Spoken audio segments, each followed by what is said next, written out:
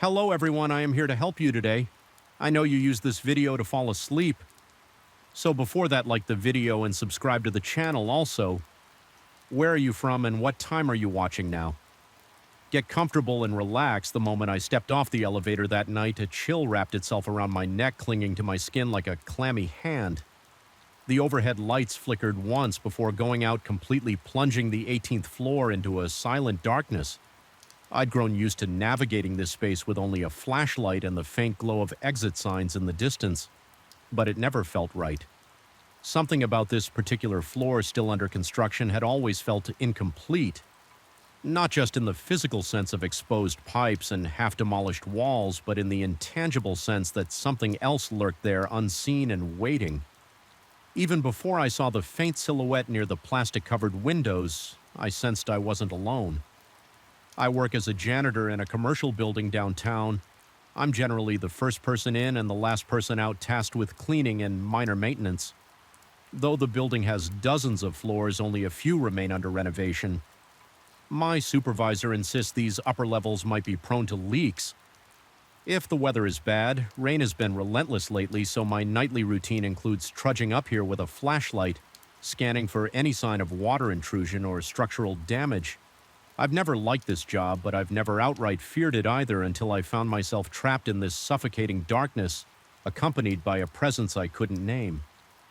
The 18th floor is a construction zone in limbo. Wide beams and half-erected walls partition the space into a maze of corridors. Electrical wiring dangles from the ceiling, occasionally brushing my hair. If I'm not paying attention, sheets of plastic have been stapled over the windows to protect against rain and wind. They flutter with eerie vibrations whenever a draft sneaks in through the cracks. The floor is usually deserted at night because the construction crew rarely works past dusk. The supervisors told me to stay vigilant for any leaks, but they failed to mention how unnerving it would feel, scanning my flashlight across bare concrete and half-finished surfaces, searching for signs of dampness while feeling an inexplicable weight behind my back. Typically, I try to complete my inspection quickly. The place is cold and uninviting, and the overhead lights almost never work. They're probably disconnected while the electricians run new wiring. A solitary flashlight beam is all I have to guide my steps, along with the occasional ambient glow from the city lights seeping through the covered windows, but the plastic sheets warp and twist, those lights creating distorted shadows that quiver like living creatures on the unfinished walls.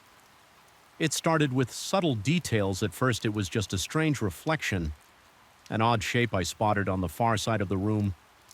I would turn, expecting to see a piece of equipment or a stray ladder propped against a wall, but there was nothing. This phenomenon was so fleeting it was easy to dismiss it as a trick of the light or my own tiredness. Night shifts wear you down slowly, and it's common to see illusions when you're exhausted. But as the days passed, I began feeling an uncomfortable sense of being watched. It wasn't the typical paranoia that sometimes creeps in when you're alone in a big space. It was sharper, more invasive, like someone's stare boring into the back of my head. Each time I pivoted around flashlight rays, there was no one there yet. The feeling lingered just out of sight, making the hairs on my arm stand up and my stomach churn with an unsettling mix of dread and adrenaline. On one particularly wet night, I made my routine trip upstairs. The power was down, and my flashlight was the only source of illumination. I tried to ignore the goosebumps forming on my forearms, telling myself it was just the cold air. The plastic sheets over the windows were billowing erratically, creating a faint, repetitive rustling sound that set my teeth on edge. All at once, I noticed a silhouette. It was near the far window, where a large section of plastic was taped from top to bottom. I remember stopping in my tracks so abruptly that I nearly dropped the flashlight. My breath caught in my throat as I squinted. Trying to discern the shape in the darkness, it seemed like a human figure, too tall and thin to be one of the metallic beams. It didn't move at first, just stood there, barely outlined by the hazy city lights filtering through the plastic. A sudden rush of adrenaline spiked through me, and I whipped the flashlight up toward the window. But by the time the beam hit that spot, there was only the gently flapping plastic. My heart pounded so hard that I felt it echo in my eardrums. My skin began to itch with perspiration, and I gulped a shaky breath, attempting to steady myself. I chalked it up to my imagination playing tricks, but deep down I knew something was off later. The weirdness escalated while checking the far corner for leaks. I heard soft footsteps on the bare concrete behind me. They were too faint to belong to a booted construction worker, and they matched my own pace in a delayed manner like an echo. I froze, heart hammering, and focused on the sound as soon as I turned around. Silence complete and abrupt, as if whatever followed me had dissolved into thin air. That was the moment I felt real fear. My pulse thuddered in my temples and the flashlight trembled in my hand. I tried to reassure myself that the building sometimes carried echoes, that my own footsteps might bounce off distant surfaces. But the more I repeated that in my mind, the less I believed it. When I shared these experiences with my supervisor, he just shrugged and said something like, "Maybe you should get more sleep." Implying that I was overreacting, he did, however, mention that an electrician had complained about strange noises on that floor a few weeks prior, but no one took it seriously. They had chalked it up to rodents scurrying behind the walls. Despite my growing unease, I couldn't avoid my duty. The leaks needed to be checked, and I was the one assigned to do it. I decided that next time I'd be more vigilant, more methodical. I wanted to prove to myself there was a reasonable explanation. Maybe there was a reflective surface or an oddly placed piece of equipment creating illusions.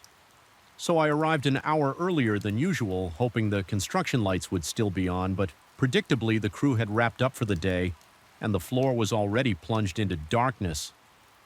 With a resigned sigh, I flicked on my flashlight and stepped out of the elevator. The air felt heavier than normal. My chest tightened as though the oxygen were thinner here. I moved through the half-finished corridors, inspecting the corners for any signs of water. Each step felt loaded with anticipation. That was when I noticed new footprints on the dusty floor. They looked fresh, forming a trail that wound down the hallway. They were too large to be mine, and yet they led directly to the same window where I had seen the silhouette.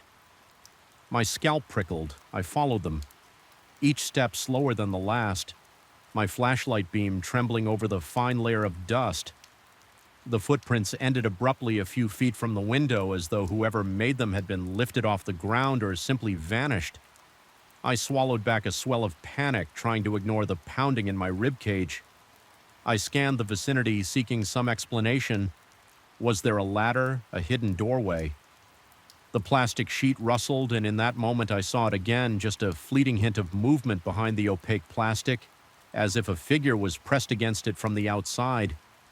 My breath caught the plastic, undulated an almost imperceptible bulge, then went flat. My brain screamed at me, "That's impossible. We're 18 stories above the ground, and there's nothing outside but open air in the city." Skyline, that single moment felt like an eternity. My pulse-thudded sweat gathered on my forehead, and my skin prickled with a coldness that went deeper than the chilly breeze, fighting the urge to bolt. I swept my flashlight from side to side, convinced that something stood just beyond my limited field of vision, the shadows elongated, unnaturally flickering in response to the beam. My breathing was rapid and shallow, and a numbness crept into my legs. If I didn't move, I was sure I'd collapse right there. Eventually, I willed myself to turn around and continue my inspection, determined to finish and leave. But each step forward felt like a confrontation with something intangible yet looming. I started hearing faint tapping noises, like someone gently knocking on the steel beams. They would start on one side of the room, then echo on the other. My flashlight's beam wavered as my hands began to shake uncontrollably. Despite my mind urging me to flee, I pressed on, telling myself that fear was making me hyper-aware of ordinary construction sounds, but in the pit of my stomach I knew better. A few nights later, the tension escalated in ways that fully tested my sanity. I remember the building had been particularly empty that evening. Almost everyone else had left early due to severe weather warnings. The wind outside howled, rattling the plastic sheets like 1,000 fluttering wings. I could barely focus on the possibility of leaks anymore. My entire body was charged with dread. As I shone my flashlight along the walls, I saw them shadows that didn't align with my movement or with the few stationary objects around. They seemed to belong to figures that slipped in and out of view. I started sweating despite the cold, my shirt clinging to my back. My heart pounded and my breath came in frantic bursts. I felt the corners of the room closing in. Then I heard what can only be described as a whisper. It wasn't a voice speaking actual words, more like the hushed exhalation of air passing through the plastic barrier, but it carried an urgent tone that made my ears ring. The sound wound itself around my consciousness, burrowing into my mind. My eyes darted around, searching for the source. The darkness felt alive, pressing in, and I was trembling so fiercely, my flashlight threatened to slip from my grip. I tried to regain composure. I told myself I would do one final sweep and then leave at the far end of the corridor near another sealed window. I saw a ripple in the darkness as though the shadows were bending inwards. My heart hammered like a drum and my chest tightened painfully. My knees wobbled and I swallowed hard in a kind of frenzied desperation. I forced myself closer, determined to confront whatever I was seeing. The air turned colder with each step and my breath came out in small, visible puffs. The corridor grew dimmer as though my flashlight were losing power. Even though I'd replaced the batteries earlier when I reached the end of that corridor, I felt an oppressive presence pressing against me. My head swam and my skin turned clammy. I sensed something right behind me. The floor seemed to vibrate, or maybe it was my own shaky legs, summoning what little courage I had left. I spun around, flashlight pointed into the gloom for a heartbeat. I saw it, a tall, vaguely human outline looming just at the edge of the beam. No discernible features except the indescribable weight of its gaze. My stomach lurched and I felt my heart stutter. A noise escaped my throat, a strangled half gasp. I stumbled backward, my elbow striking an exposed beam with enough force to make my vision momentarily burst with pain. By the time I steadied myself and aimed the flashlight again, the figure had vanished, but the cold presence lingered as though it were embedded in the air around me. That was the breaking point for me, no matter what my supervisor would say. I knew I had to leave. My mind felt on the verge of collapse and adrenaline flooded my system, pushing my limbs into motion. I sprinted back toward the elevator, each footstep echoing in a frantic cadence that seemed to mock me. The corridor felt endless, and the plastic sheets on the window snapped and crackled in the wind like mocking laughter. My lungs burned with every breath, and my heart pounded so violently that I thought it might give out. At long last, I slammed my hand on the elevator button, jabbing it repeatedly until the doors creaked open and I threw myself inside. Once inside the elevator, I jabbed the button for the lobby, longing for the relative safety of the lit floors below. My pulse refused to slow and my hands trembled with residual fear as the elevator descended. I realized I was covered in sweat, my clothes damp against my skin. My mind raced with a mix of terror and confusion. Replaying those last moments in the corridor, I asked myself if it was all in my head, if the silhouette and the echoes and the footprints were manifestations of my own stress. But I couldn't shake the conviction that there was something undeniably real haunting that space. By the time I reached the lobby, I was elated. I thought about telling the security guard everything, but my tongue felt thick and useless. Instead, I just stood there gulping in the brightly lit emptiness. A wave of relief at being off that floor washed over me, but it was tinged with lingering dread. The experience had been too vivid, too tangible. My body was still trembling, my mouth was bone dry, and my heart thudded in my chest. As if it still feared something might be chasing me in the days that followed, I requested a transfer to a different floor. My supervisor seemed surprised but didn't argue, possibly noticing my shaken demeanor. I never offered much of an explanation, only saying I needed a less isolated area some nights when the building is particularly quiet. I think about that 18th floor and feel a chill run through my body. It's not just a place of unfinished walls and hidden leaks. It's a place with a presence. I can't define what it is, but I know it's there. Lurking just out of sight, ready to vanish the moment you try to confront it. And even though I'm away from that floor now, I still feel that presence in my dreams. See that impossibly tall silhouette waiting behind a wavering sheet of plastic. Sometimes I wonder if it was a ghost, a spirit, or simply a manifestation of my own overworked mind.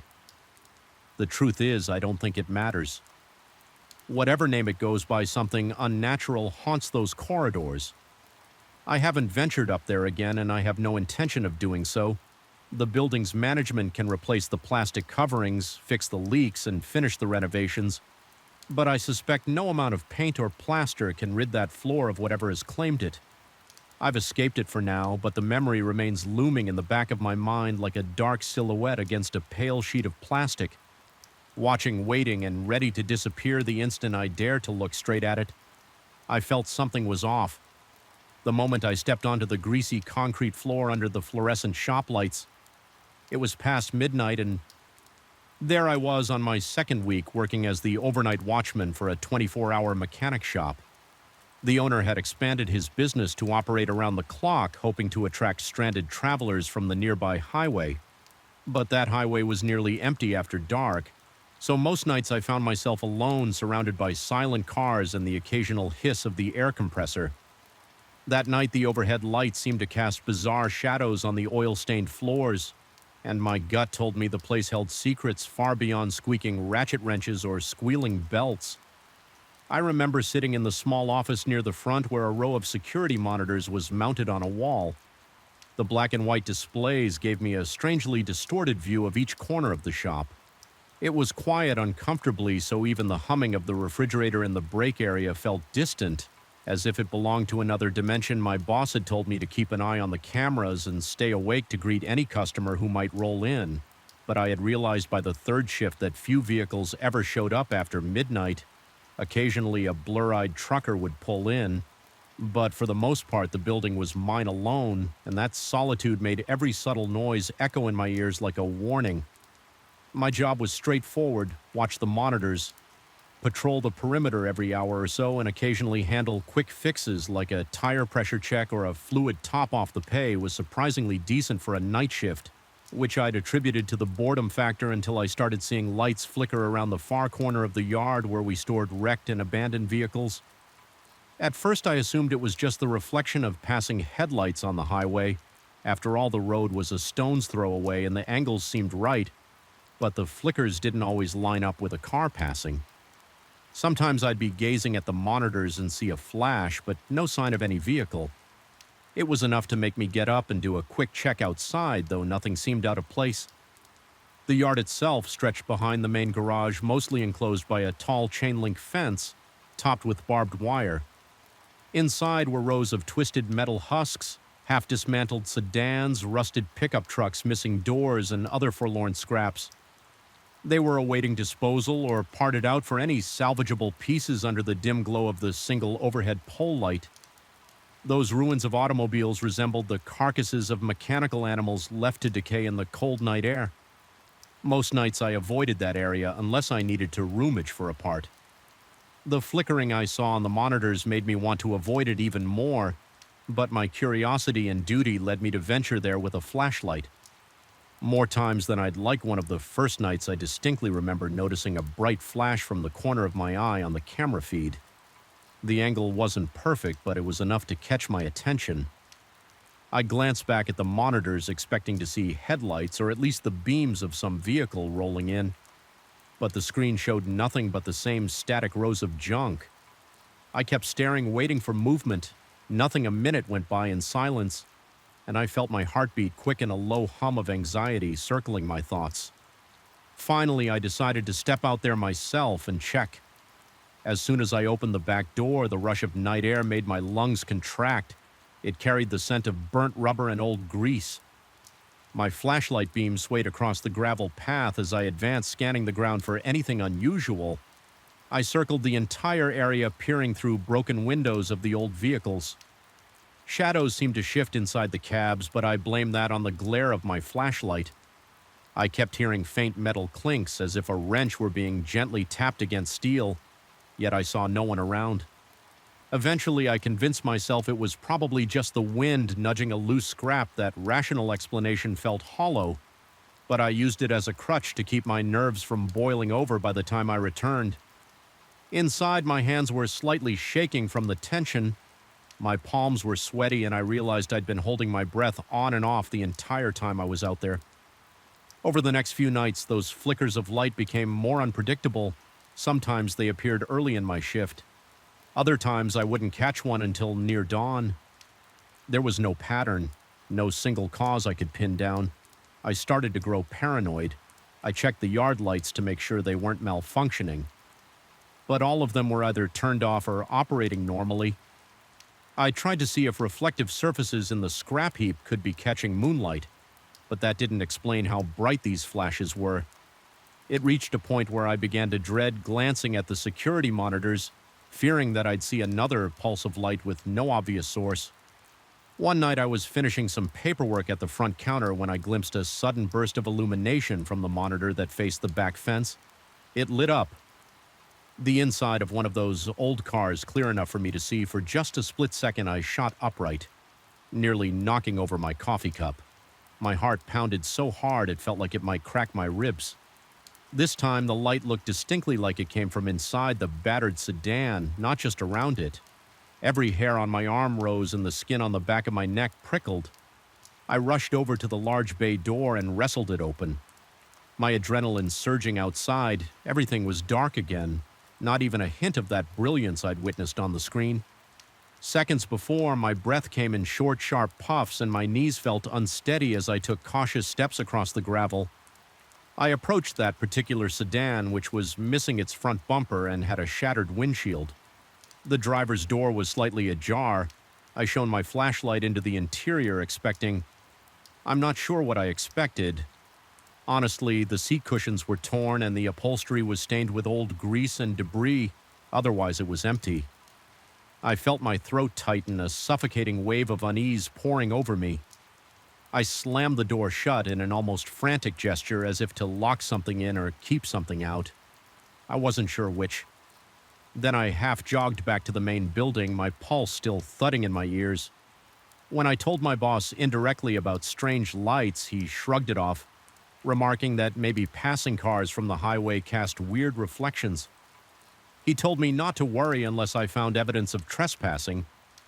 There was a hint of amusement in his voice, as if he considered me overly jumpy, but my instincts continued to scream that something was wrong. The nights dragged on, and my sense of dread only intensified as a kind of self-imposed test of sanity. I began writing down the times I saw the lights. I'd scribble them in a small notebook, noting their length and location. There was no discernible pattern, no single time slot that recurred or repeated. They flared up in random sequences, sometimes faint, sometimes bright enough to make me gasp. The shop's interior started to feel more oppressive, even though nothing physically changed. I'd sit there staring at the monitors, fighting the urge to constantly check over my shoulder. Those faint mechanical noises I heard outside also became more insistent. They would start as an erratic series of metallic taps. Then I'd notice scraping sounds as though someone were dragging a piece of metal across the cement a few times. I stepped out with a wrench in hand just in case, but I never found anyone. Each search ended the same way me. Returning to the office, nerves on edge, sweat clinging to my forehead, convinced there was some hidden presence just beyond my flashlight's reach. Eventually, my growing paranoia took a toll on my body. I noticed my breath would quicken at the slightest noise. My mouth went dry whenever I passed by the yard door. I was losing track of time. My hands began trembling whenever I looked at the camera feed. The stress twisted knots in my stomach. I was hypervigilant, unable to relax, always imagining movement in the dark corners or behind the half-assembled engines. I even started questioning my own reflection in the shop's glass walls. I'd see my face and flinch at the wild, tired eyes staring back. Nay, one particularly eerie moment occurred around 3 in the morning on my 8th shift. I was walking past one of the station bays when I caught a glimpse of what I thought was a reflection in the side mirror of an old van. At first it looked like a vague human silhouette, but when I moved closer it vanished. I inhaled sharply. Stumbling back, my heart hammered in my chest, and a cold bead of sweat rolled down the side of my face. I leaned in again, shining my flashlight directly on the mirror. Nothing. It was just a smudge of grime. but for that half second I could have sworn I saw a figure lurking behind me the next day. I asked a coworker during the quick overlap of our shifts if he'd experienced anything strange in the yard. He shook his head and said he hadn't noticed anything, but he added that one of the old vehicles had a rumor attached to it. Something about an electrical glitch that caused the headlights to flicker. Unexpectedly, he suggested that might be the cause of the lights. I was seeing, though he had no concrete proof, that rumor gave me a small lifeline of logic to cling to. But deep down, I wasn't convinced the flickers I saw never quite looked like headlights, and they came from various spots, not just one. Still, I latched onto that explanation in desperation, hoping to maintain some semblance of reason. Another week crawled by. My anxiety grew so thick I felt like I was swimming in it. The flickers continued in that random pattern, and the metallic sounds became an almost nightly occurrence. At times, I thought I heard faint whispers, but that could have been the air compressor or the wind sneaking through the cracks in the wall. My brain latched on to every possibility to keep the idea of an intruder, or worse, supernatural, presence at bay in those nights. I felt my sanity teeter on the edge. Then came the night that almost broke me. It was just after 2 a.m. I was in the office, half dozing in my chair, lulled by the constant buzzing of the overhead bulbs. Suddenly, the monitor that showed the row of dented sedans erupted in a violent flare of light. It wasn't just a flash. It was like a strobe pulsing a few times, bright enough that the entire camera feed went white. I jolted awake, adrenaline crashing through me so hard my vision momentarily blurred. My heart thumped in my chest as I stared wide-eyed at the screen. Slowly, the brightness faded, revealing the cars again in their usual positions, but one detail had changed. A particular sedan's trunk was now open. That trunk had definitely been closed before my legs felt like they were made of cinder blocks. When I forced myself to head out there, my flashlight trembled in my grip as I stepped carefully around the scattered debris in the yard. Gravel crunched under my boots, each step echoing in the silent darkness. The night air was thick, carrying a faint aroma of gasoline. I approached the sedan with the open trunk. The lid was raised high as if someone had forcibly popped it. I shone my beam inside and saw nothing of note.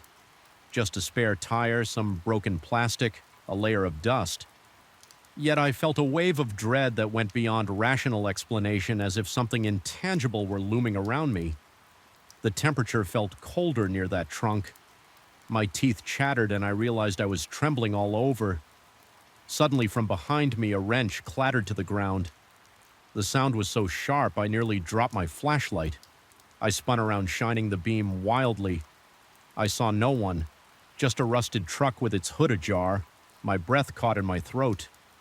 As the beam of the flashlight quivered over the vehicle's silhouette, I took a tentative step toward the wrench on the ground. It looked old, covered in rust, as if it had been lying somewhere in the yard for years. Had it simply fallen off a ledge or a car's engine block, possibly? But in that moment, every nerve in my body screamed that it was meant for me to find, meant to scare me or warn me or something equally horrifying. I couldn't stand there anymore. My heart slammed against my ribs and my body was on the verge of panic. I whipped around and made a beeline back toward the garage. Once inside, I slammed the door shut behind me, my breath coming in ragged gasps. I leaned against the wall, sweating, feeling the undeniable thud of my own pulse. I questioned whether any of this was real or if I was losing my mind from the tedium and isolation. But the open trunk, the wrench, those were real tangible signs that I wasn't just imagining lights and sounds. I spent the rest of that night in near constant motion, pacing back and forth through the shop, occasionally flicking the lights on and off, as if that might reset the building's energy. Each time I caught my reflection in the windows, I looked gaunt and frantic like a cornered animal. Every creak of metal or groan of a distant engine made me jump. Whenever the security screens flickered from the occasional glitch, my stomach lurched, expecting another burst of impossible light. Morning eventually arrived. The sky turned a muted gray before the first hints of pale sunshine filtered in my relief. Shift came in and I told him without much detail that I'd had a rough night. He gave me a puzzled look but didn't press. I didn't want to sound unhinged. Instead, I hurried out of there, the tendrils of dread still clinging to my mind as I drove home the entire day. I couldn't shake the feeling that the shop's atmosphere had seeped into me, leaving behind a residue of unease. I returned the following night determined to keep it together. My plan was simple: do my rounds, document any unusual sightings, and avoid letting my imagination run wild. The first couple of hours were uneventful then. As expected, I noticed a faint flicker from one of the monitors. No big flash, just a small pulse of light near the fence line. I decided to face it. Heaven, if I could prove there was nothing physically there, maybe I could sleep easier. I marched outside, my breathing deliberately steady as I neared the fence. I heard a metallic whisper, a barely audible scraping. My heart sped up, but I forced myself to keep going. Then I saw it, a faint glow, like a single weak headlight emanating from behind a stack of dented steel doors. I edged closer, my flashlight bobbing over the ground. My stomach twisted in knots. Every step kicked up dust that swirled around my feet. The glow began to fade as I approached, so I quickened my pace. By the time I rounded the pile of doors, I found nothing. Just the cold fence, some scattered tools, and absolute darkness. My beam revealed no footprints but my own. That was when I sensed movement behind me. I spun around, bracing for an intruder, but instead of a person, I saw something like a twisting silhouette of light slithering between two cars, vanishing. Around a corner, my heart hammered so violently I thought it would burst. I yelled out a shaky warning, though it was more a plea than a threat. Sweat streamed down my forehead and my mouth went desert dry. My instincts shouted to leave, to run, to never come back yet.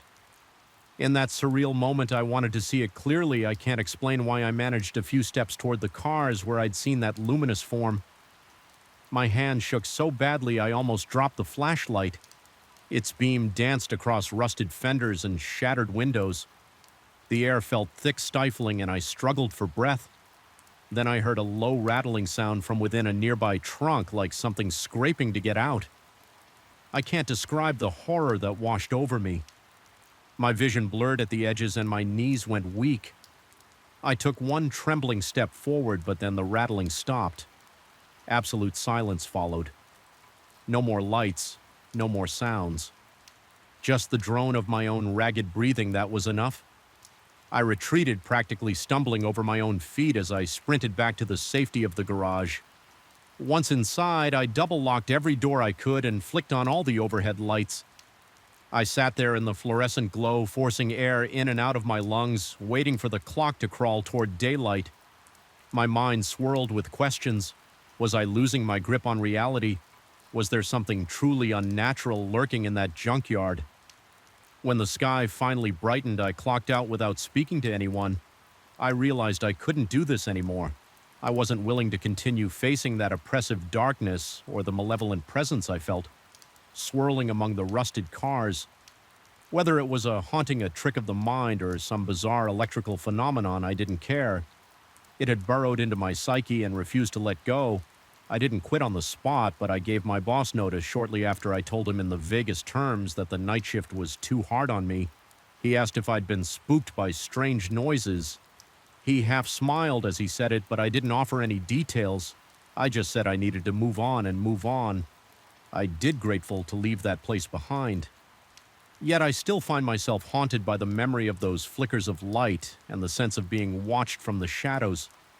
Sometimes at night I dream I'm back there hearing metallic taps echo in the distance, seeing that glow swell and pulse in the corner of my vision, never quite letting me rest. Even though I escape, the lingering dread continues.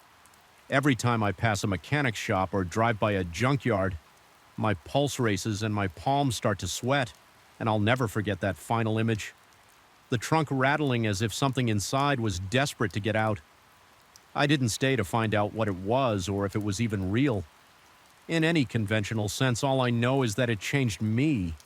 Something in that yard was more than just old steel and broken glass. It still feels alive in my nightmares, flickering like a silent warning that some doors and trunks are better left unopened. I felt the weight of the night press against my lungs the first time I heard that creaking above me. It was a noise like an ancient wooden plank protesting each step. But at 2 in the morning in a deserted workshop, it resonated like a hammer blow in the silence. My heart lurched every time it happened, his skin prickling with an electric tension that wouldn't quit. It was an intrusion, a breach into the sense of routine I clung to in those lonely hours. Something was up there, I told myself, though. The owner insisted otherwise, even when he told me nobody had set foot in that attic for years. The echoes of footsteps overhead told me a different story. I started this job a few months ago, tasked with minding the machines at night in a small family-owned metal workshop. The place wasn't much. At first glance, corrugated metal walls, concrete floors stained with oil, and an open layout with welding benches at the center and the rear hidden behind steel shelves stacked with raw materials. There was a narrow wooden staircase leading up to a heavily padlocked door. The owner always kept it locked, claiming it was just a storage loft crammed with outdated parts and useless equipment. He looked dismissive whenever I mentioned a faint pounding above my head, as though he had heard it all before, yet chose to shrug it off. I understood it as his way of maintaining peace, but the brush off only fueled my curiosity. Most nights my shift began around 10. The workshop would be deserted by then, except for occasional overtime by day shift workers who left around midnight if they had a backlog.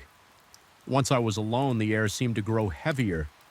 The overhead fluorescent lights flickered with an intermittent buzz, and the cool night air seeped in through the old windows, carrying with it the scent of rust and grease.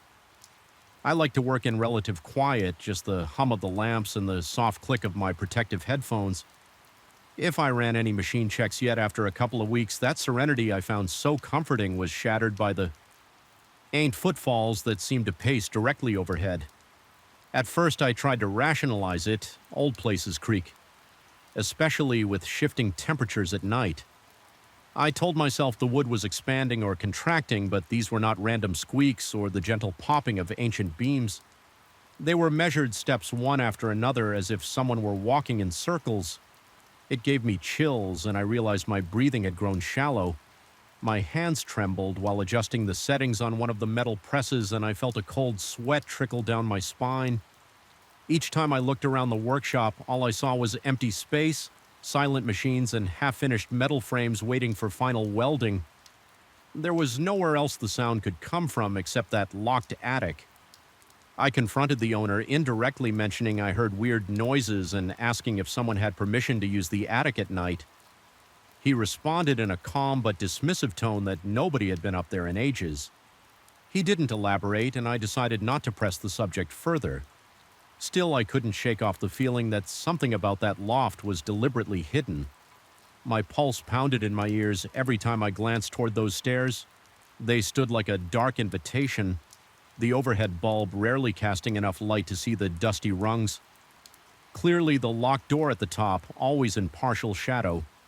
I made it a habit to end my routine checks early, just to sit as far from the stairs as possible, busying myself with tidying up or adjusting inventory logs.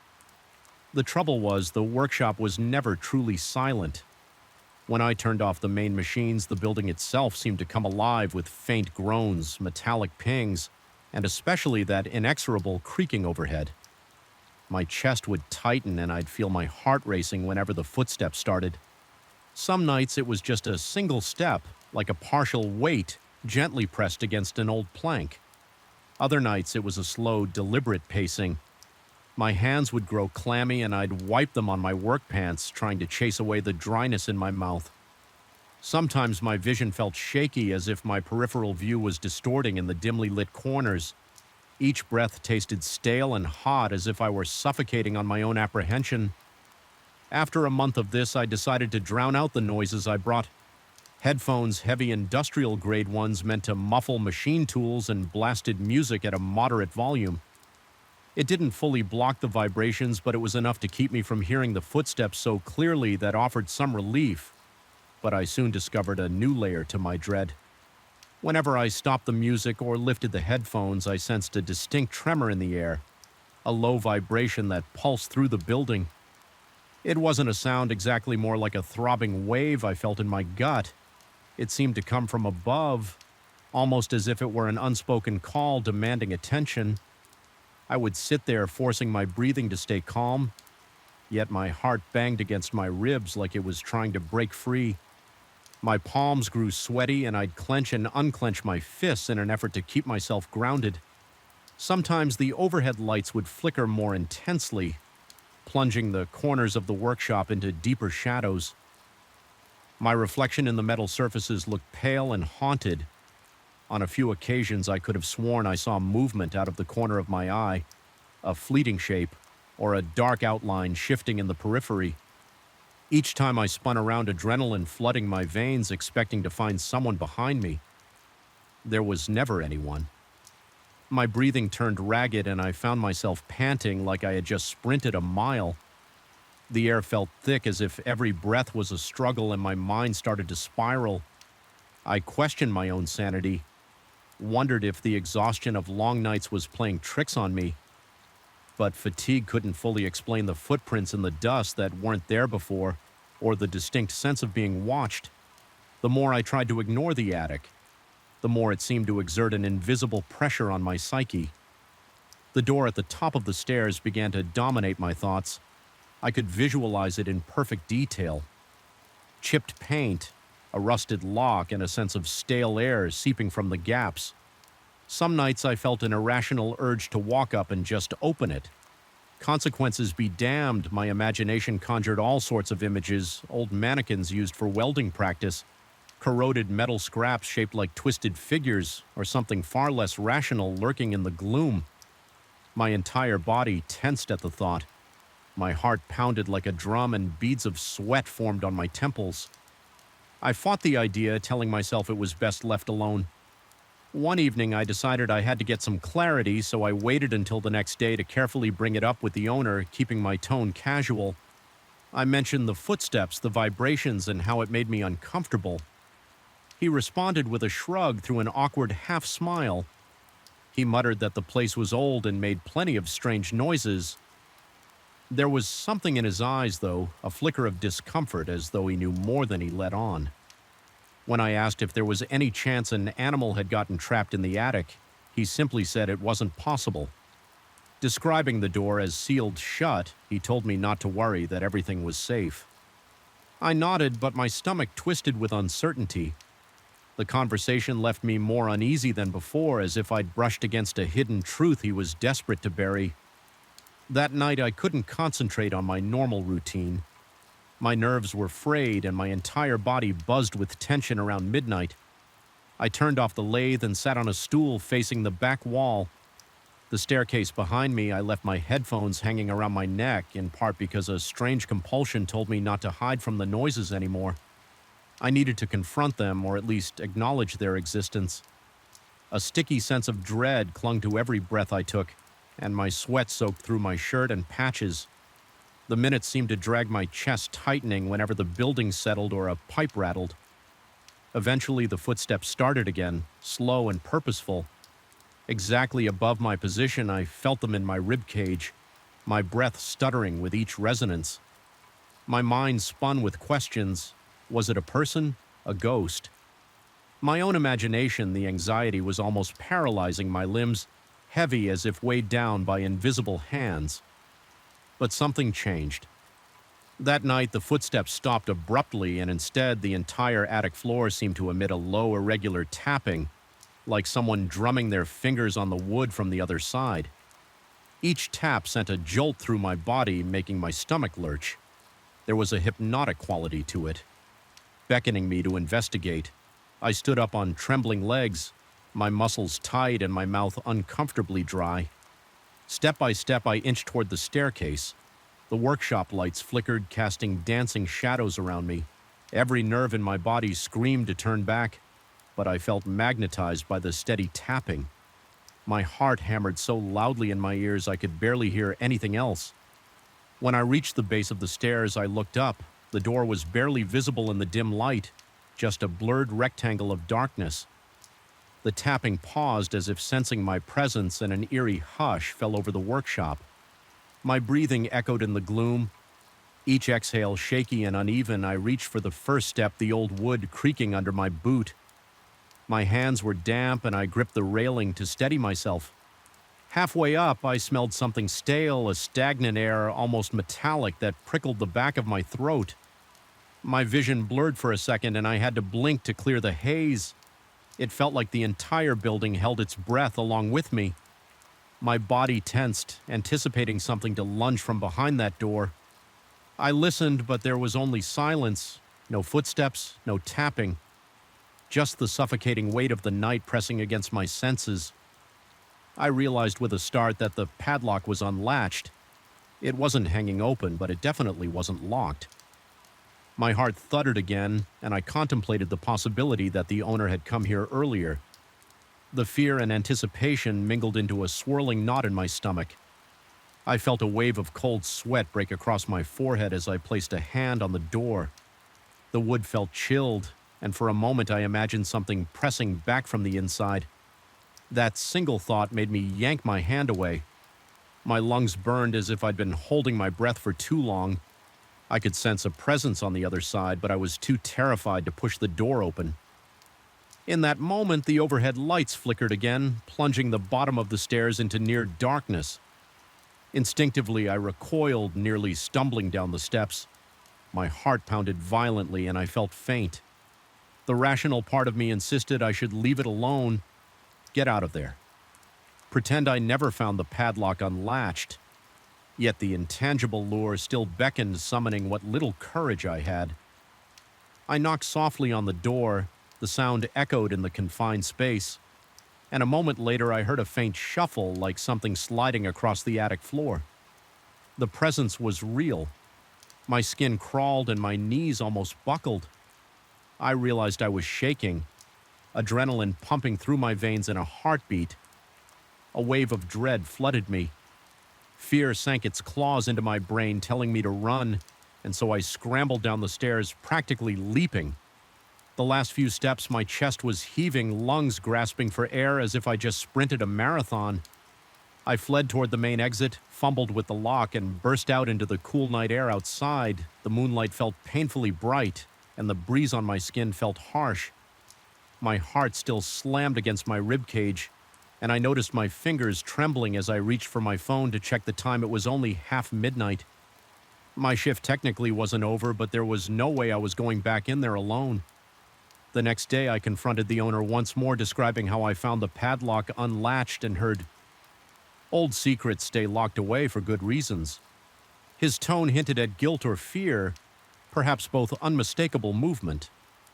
He listened with an inscrutable expression, then stated indirectly that sometimes there was no apology, no explanation, just a guarded acknowledgement that there might be more to that attic than old parts. I felt an undercurrent of warning in his words, as though he was telling me not to push further. I should have quit right there, but financial obligations made me stay for one more shift. Determined to keep my distance from that staircase, the sense of foreboding only grew. Each machines were felt ominous. Each flicker of the overhead lights made me jump. When I finally shut down the workshop around 11 o'clock, I couldn't bring myself to linger. I locked the entrance from the inside, intending to leave through the back door. After a final inspection, my hands were unsteady as I signed the night log. My heartbeat echoing in my ears, a drop of sweat trickled down my temple as I headed toward the rear eyes, darting to the right.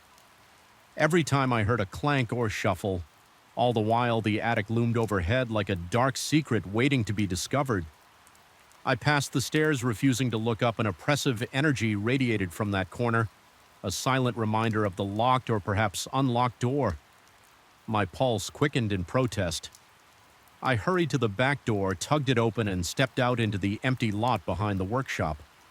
The night sky was clouded, offering almost no light. As I turned to close the door, I felt a slight vibration under my feet, as if the entire building sighed. A chill coursed through me, and I had to swallow against the dryness in my throat driving home. I kept glancing in the rearview mirror, half expecting to see something peering at me from the back seat. My paranoia had reached a fever pitch, and I wondered if I was losing my grip on reality. Sleep eluded me that night, my mind replaying the footsteps and that intangible presence behind the attic door. Even with exhaustion tugging at my eyelids, my nerves were too raw to let me rest. Every shadow in my room felt like it might contain a hidden form waiting for the right moment to reveal itself. Ultimately, I decided I couldn't keep doing that shift. The workshop seemed to have seeped into my thoughts, infecting my nights with the possibility that I'd carry whatever lurked there home with me. I realized that staying would force me to confront whatever was in the attic, or worse, try to ignore it until I unraveled my final shift. I simply walked in, handed the owner my resignation, and left before the sun had fully set. I didn't look back. Even now, I can't shake the feeling that something in that attic reached out to me, that it wanted me to open that door. Sometimes in the quiet of early morning, I relive the sensation of those footsteps resounding over my head, or that slow, rhythmic tapping that seemed to taunt me. And in those moments, my heart pounds, sweat beads on my forehead, and I sense an unspoken question echoing in my mind. What would have happened if I had turned that knob? There's no comfort in that speculation, only a lingering dread that twists my stomach. I suspect the workshop remains the same.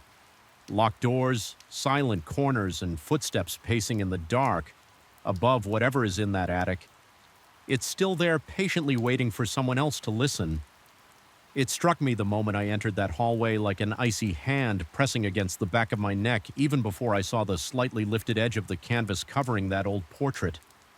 I could feel something was off the air. Felt too dense, clinging to my face, and I sensed a faint buzz in my ears, as though the place itself was vibrating with anticipation. I remember telling myself it was just another shift at the cultural center, an ordinary night spent patrolling rooms that were all but abandoned once the guests were gone. Still, I couldn't shake the feeling that something had changed, that an unseen presence was waiting for me in the dimly lit corridor where the dust and shadows conspired to play tricks on my mind. I started working security at this cultural center a few months ago. The building is an old mansion built centuries ago and only sporadically renovated to keep it functional. There's a grand salon for public events, concerts, lectures, small exhibitions, and that room is lively enough when filled with people. But once the last event ends and everyone files out, it becomes my responsibility to secure the rest of the mansion. The upper floors, the narrower corridors, the hidden wings that are rarely used. Those fall under my watch. The Sense Administration wants to protect the valuable paintings and other antiques stored in these areas. That means the hallways are kept in low light to preserve the paintings. The bulbs are dim and cast feeble cones of yellowish light that sometimes flicker, leaving patches of darkness in the corners. I've always been comfortable with silence, but there is something about silence in a place like this that grates on your nerves. It's never truly silent.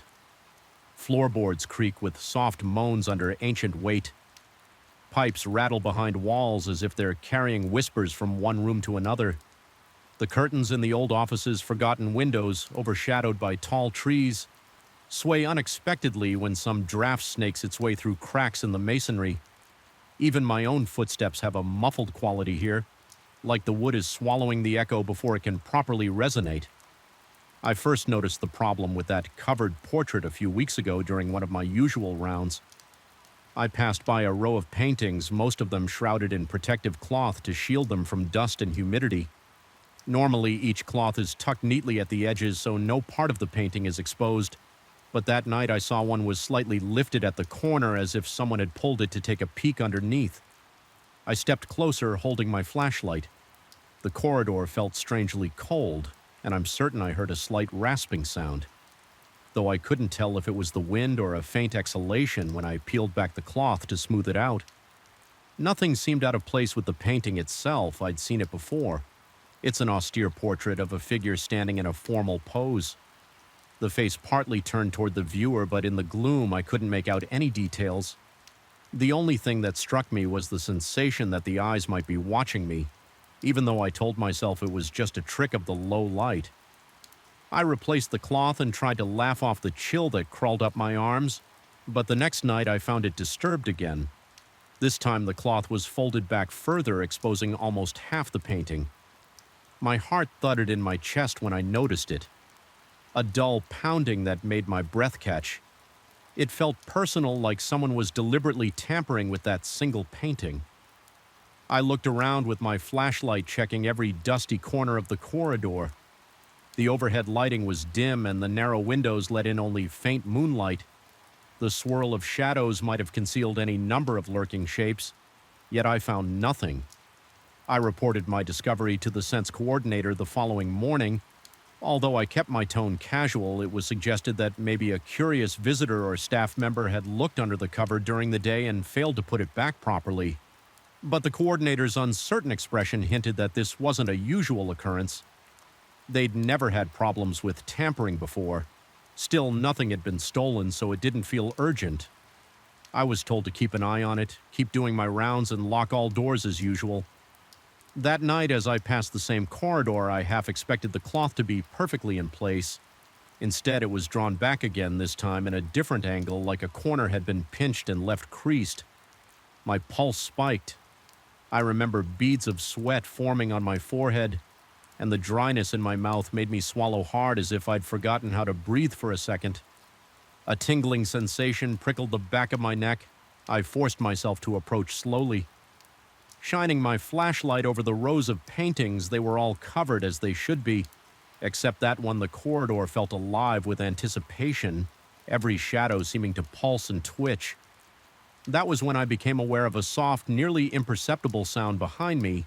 It was like the slow intake of breath or perhaps a slight hissing. I whirled around, heart-hammering, but there was no one there for the next few nights. I noticed an odd pattern. I would patrol the entire mansion, double-chase check-kick, the doors, corners, and windows. Everything would be in order until I reached that corridor. Without fail, the cloth on that same portrait would be disturbed, pulled up enough to reveal a glimpse of the face beneath, and each time I'd feel a distinct pressure in my chest, like my body was reacting to something intangible. My throat would constrict, and I'd hear that faint hiss or whisper right at the edge of my hearing. I started to dread that part of my shift, knowing I would find the painting partially exposed, and that the small sound like someone exhaling would brush past my ears one evening. I tried a new tactic. I decided to patrol that corridor first, well before midnight, hoping to catch whoever was messing with the cloth. I switched off most of the lights, leaving only the emergency bulbs, and chose a vantage point at the end of the hallway where I could see the painting without being too obvious. The wait felt interminable. The gloom pressed in on me from all sides. The only comfort was the thin beam of my flashlight, which I kept turned off to avoid giving away my position. I stood there listening. My heartbeat thrummed steadily in my ears, and I found myself straining to hear anything else.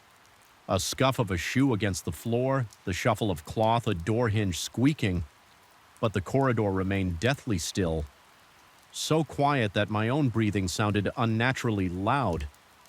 After what must have been half an hour, I felt a sudden wave of discomfort, a prickling behind my eyes that made me blink rapidly. An odd notion seized me. The painting wants to be seen. I dismissed the thought immediately. It was nonsense, I told myself. But no sooner had I quelled that notion than the corridor's overhead lights flickered, plunging me into near darkness. In that split second of flickering illumination, I could have sworn I saw the cloth lift as if tugged by invisible fingers. I lunged forward, flashlight.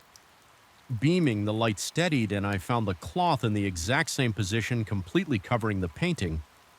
I approached it slowly, heart in my throat. Scanning the hallway, my hands were sweating so much that I almost dropped the flashlight with trembling fingers. I brushed over the cloth to confirm it was in fact undisturbed. It was perfectly smooth. No corner folded yet. My instincts insisted something had moved. The surge of adrenaline in my veins left me shaky and alert. For the rest of the night, I barely closed my eyes. Once my shift was over, haunted by the memory of that flicker and the intangible presence I felt in the gloom. Over the following days, the activity ramped up. Doors I knew I had locked were found slightly ajar. Light switches I'd flicked off turned themselves on. My radio, used to communicate with the staff, emitted a crackling static. Whenever I passed near that corridor, once while walking through the main salon after an exhibition, I heard a soft scraping noise coming from the balcony overhead. Each step I took brought me closer to a feeling of dread, as if I were inching towards something that wanted me to fail, to give up and flee. The portrait incident became almost nightly. Sometimes the cloth would be lifted just an inch or two. Other times I'd find it pulled halfway up, revealing the figure's stern face.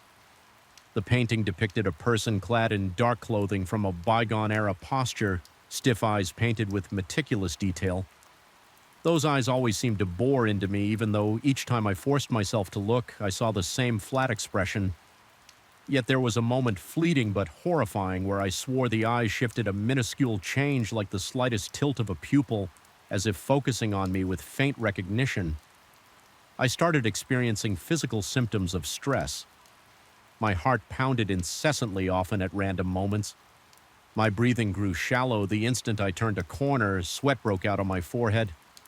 For no reason other than remembering that corner of the mansion, my appetite dwindled, replaced by a knot of anxiety in my stomach. Each night I'd arrived from my shift bracing for another sign, another manifestation of whatever was toying with me. My rational mind told me it was a series of coincidences, a problem with the old building's wiring, a caretaker or staff member forgetting to properly cover the painting. But the mounting series of strange occurrences eroded that logic. I felt watched at every turn. Once near the end of my patrol, I was finishing up in the storeroom when I caught a glimpse of movement near the door. Just a quick flicker at the edge of my vision, I whipped around and saw nothing. Just a dark corridor stretching away, but I felt a chill gather along my arms and spine, making every hair stand on end. I marched back to the corridor with the painting, nearly sprinting, prepared for the cloth to be disturbed, and it was more than disturbed. The covering had been flung aside, completely revealing the painting in all its grim detail. My breath hitched, a cold sweat licked my palms, and it felt like my heart was shaking. My entire ribcage, for some reason, it was the figure's left hand that drew my attention. This time painted in a tense, almost claw-like position as though gripping an unseen object. It looked so close to reality that I half expected it to reach out and grab me. I can't pinpoint the exact moment when I started questioning my sanity. Maybe it was that night. Maybe it was the next when I heard what sounded like a low, murmured voice in the corridor that seemed to whisper words I couldn't quite decipher. The hush was reminiscent of someone gently blowing into the ear of a person sleeping. I would turn quickly, shining my flashlight, but there would be no one there. Only that looming painting with its figure half hidden in shadow. I began suspecting that the building itself might be influencing me, playing on my fears each night. The mansion's corridors seemed longer, the corners darker, and the paintings heavier with some intangible weight. When I walked, it felt like the walls themselves were closing in, pushing me toward that cursed portrait. My dreams became plagued with images of shifting eyes, flaking paint, and a soft breath that caressed the back of my neck. During the day, I would tell myself it was only exhaustion that I needed rest, but at night, each time I set foot in that corridor, my senses lit up with raw fear. The crescendo came about a week ago. I was making my final round, determined to lock up and depart quickly. My heart was already racing from the moment I entered the mansion. I navigated through the main salon, up the old staircase, and into the shadowy corridor where the portrait waited. This time I felt the presence before I even saw the painting. The air was dense, almost suffocating. The overhead lights flickered again, providing only sporadic illumination. My skin prickled with electricity, and a wave of nausea rolled through my stomach. When I reached the painting, the cloth was gone. Not folded, not tossed aside, completely gone. My chest tightened and cold sweat trickled down my temples. I stood there, flashlight shaking in my grip, trying to steady my breath. The painting's figure seemed more vivid than ever under the feeble light. The face bore a severe expression. Lips pressed thin, the eyes were so skillfully painted that they seemed to shimmer with cunning. I felt pinned under that gaze, unable to look away at that moment. Every light in the corridor died, plunging me into total darkness. I froze, heart pounding. My flashlight flickered and threatened to go out in the suffocating blackness. I heard it distinctly, a breathy whisper inches from my ear, as if the figure in the painting stood beside me. It was a single exhalation, long and drawn out. My throat tightened so much I could barely swallow, fighting panic. I flicked my flashlight back on its narrow beam. Trembling over the painting, the lights overhead stuttered back to life, revealing that the cloth was now crumpled on the floor, something that hadn't been there just a second before I felt a surge of raw terror. Adrenaline coursed through me, leaving my entire body taut and ready to bolt. I forced myself to bend down and pick up the cloth. My hands trembled uncontrollably and my breath came in shallow gasps. Every instinct screamed for me to run to leave the mansion and never return, but with shaking resolve I flung the covering back over the painting and secured it tightly around the edges, muttering in my head that it would stay that way. This time a wave of dizziness crashed over me, and for a moment I feared I would collapse right there in the corridor, overshadowed by that dreadful portrait. Then just as I studied myself, the whisper sounded again, a low guttural moan that grazed the edge of my hearing. My muscles tensed and I felt an overwhelming urge to tear my gaze away and sprint toward the exit. Somehow I managed to regain enough composure to retrace my steps. As I moved, the corridor behind me seemed to pulse with energy, as if the painting itself was beckoning me to return my vision. Swam, and I had to remind myself to breathe. Inhale, exhale, keep walking. By the time I reached the front entrance, my knees were so weak that they nearly buckled. I locked the doors, fumbled with the keys, and stepped outside into the night air. The relief was immediate. The open space, the distant hum of city lights, the gentle rustle of leaves. It all felt like salvation compared to the oppressive force inside. I haven't reported this last episode to anyone. They'd think I'm losing my mind, or they'd laugh and chalk it up to lack of sleep. But I know what I felt. That breath against my ear was more real to me than any logic or explanation could dismiss. It convinced me that something in that mansion, something bound to that portrait, is aware, and it is not friendly. I can't explain it rationally, but I feel it pulsing through the halls. Every time I step inside, I still work here. I still patrol the corridors and check on the paintings. But now I do it with a new weariness, always wary of corners and half-lit rooms. Sometimes when I pass the corridor with the covered painting, I swear I hear that slow whisper again, trailing behind me like an echo of a nightmare. I can't quite escape. The cloth hasn't been moved lately, but I catch myself scanning the edges. Certain I'll see it curled or lifted, every nerve in my body remains on high alert, ready for the slightest shift in the darkness. I wonder if it's the building eroding my grip on reality, or if there truly is a presence lurking within those ancient walls. Either way, every night I leave with my heart-pounding ears keenly attuned to any hint of that baleful exhalation, and when I finally lock up and escape into the reassuring lights of the outside world, I can't shake the sensation that whatever hides beneath that cloth is waiting for the right moment to be unveiled again, waiting to remind me that some places harbor shadows that can't simply be explained away or locked behind doors, and that no matter how tightly you tuck the covering, some things refuse to stay hidden. I still remember the first moment it struck me that something was profoundly wrong. It was near the end of my usual midnight round, and I was in one of the older corridors of the student residences. The stale air smelled faintly of dust and disinfectant. The overhead lights flickered to life in quick succession as I walked. The sudden brightness revealed nothing out of place. Just a long stretch of pale walls and closed doors, but I felt a subtle shift in the atmosphere, like the entire building had exhaled in unison. A shiver crawled up my spine. The sensation was so intense and unexpected that I almost dropped my flashlight. Little did I know that was only the beginning. I work as a sort of night watchman in a sprawling complex of student dormitories during mid-year break. The population dwindles to just a handful of people, if any. Most rooms remain empty. My job is simple in theory: patrol.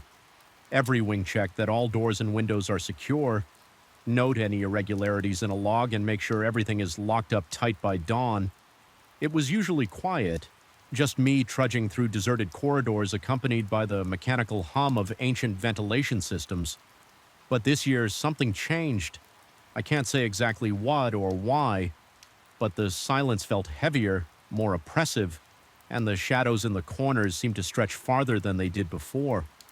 At first, the stranges took the form of minor anomalies, a sense that the automatic lights were turning on in corridors long after I'd left them. Even though they should have remained dark unless triggered by motion, I would check my notes and see that I had been nowhere near those hallways for hours, And yet when I entered, the ceiling lamps would already be lit, as if someone had just walked through with the entire building mostly deserted. I assumed maybe the sensor system was faulty, but a creeping feeling told me it was something else. I started noticing other signs too.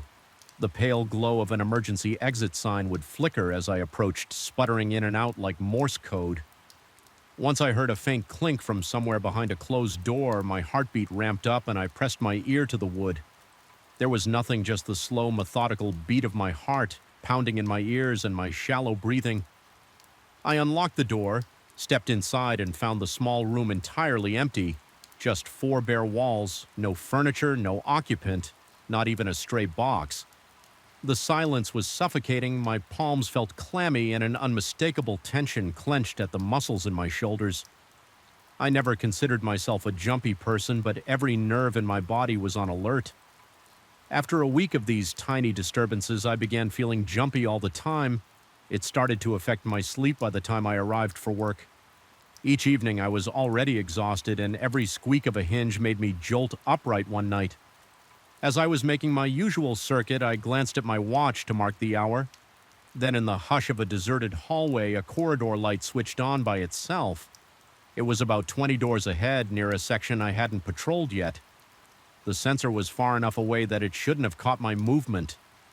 My pulse quickened and I crept forward, half expecting to see a student who had returned early or some trespasser wandering around. But there was nobody. My throat went dry. I took a deep breath and reminded myself that these weird occurrences could be explained an electrical malfunction, a drafting issue that made doors clatter. Maybe even an animal that had somehow found its way into the building. But my rationalizations brought no comfort. A part of me sensed I wasn't alone in these corridors. It was as if I could feel another presence trailing me, a set of invisible eyes, boring into the back of my neck whenever I turned to walk away. A few days later, I had a conversation with my supervisor over the phone. I kept it professional, only mentioning that some of the lights seemed to activate on their own. He suggested I look into the sensor system, maybe reset some circuit breakers. I took note of his advice and decided to handle it on the following shift. Although he said he hadn't noticed anything strange on the monitors, I could tell from his tone that he thought I might be overreacting. That irritated me slightly, but I brushed it off, telling myself that maybe he was right, and there was a logical explanation. The next evening, I set out with a plan to test the lights myself. I went to one corridor known to have sensors that triggered suspiciously. Often my flashlight beam crossed the threshold, revealing a row of closed identical doors. The floor was scuffed and the walls had a few patches of chipped paint. Everything looked so ordinary, but I couldn't shake the sense of being unwelcome. My mouth felt suddenly parched and my pulse drummed in my ears. I forced myself to proceed calmly. I wanted to stay and watch if the lights came on randomly, so I turned them off manually at the main switch and stood quietly in near darkness. For a moment I was enveloped in a thick silence broken only by the faint buzz of the emergency lights. Sweat began to beat on my forehead. I could feel the damp warmth trickling down the sides of my face. My ears were pricked, searching for any subtle noise. Then out of nowhere I heard what sounded like a distant sigh. It was brief and soft, but it cut through the silence like a blade. I spun around, shining my flashlight into each corner, checking every closed door. Nothing. I muttered to myself that it was just the old pipes or some freak gust of air. Yet I couldn't get that noise out of my mind before I could decide on my next move. The lights blinked back on, startling me enough that my flashlight slipped from my hand and clattered to the floor. My heart hammered like it was about to leap out of my chest. The overhead glare felt oppressive, mercilessly illuminating the empty hallway in the sudden brightness. I saw no one, no movement, no sign of an intruder. My mind cycled between relief and terror. Relief that there was no immediate threat, and terror because something had triggered those lights. At that moment, I knew I was dealing with something beyond circuit malfunctions as the days wore on. I grew more desperate for an explanation. I tried meticulously locking certain doors, only to find them ajar. By the time I returned, I heard more sighs, sometimes from behind me as I walked, Sometimes seeming to come from just around the next corner, my reactions became visceral. My legs would tense up, ready to run. My mouth went dry, and a tightness seized my lungs, making it hard to breathe. I caught glimpses of shadows that didn't correspond to any object or person. They flickered at the edges of my vision, dissolving the moment I looked directly at them. One night I decided to bring a handheld camera. Even though it wasn't part of my standard equipment, I figured I could document whatever was happening. I'd review the footage afterward to see if maybe my mind was playing tricks on me.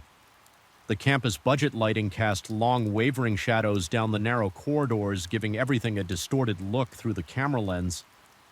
My throat tightened each time I heard even a faint sound. I remember focusing on an empty door frame that used to belong to a student lounge. It was a large open room with a big window that looked out onto the courtyard. Perfectly normal by day, but terrifying by night. When nothing but silhouettes filled the glass, I scanned the camera across the room's interior. It was vacant, lacking any furniture because most of it had been moved out during renovation. My hand shook slightly from the tension. At one point I thought I caught a shape gliding across the far side of the room, but when I pressed my eye to the viewfinder, all I saw were the outlines of the walls. When I played the footage back later, the camera showed only a blur in the corner.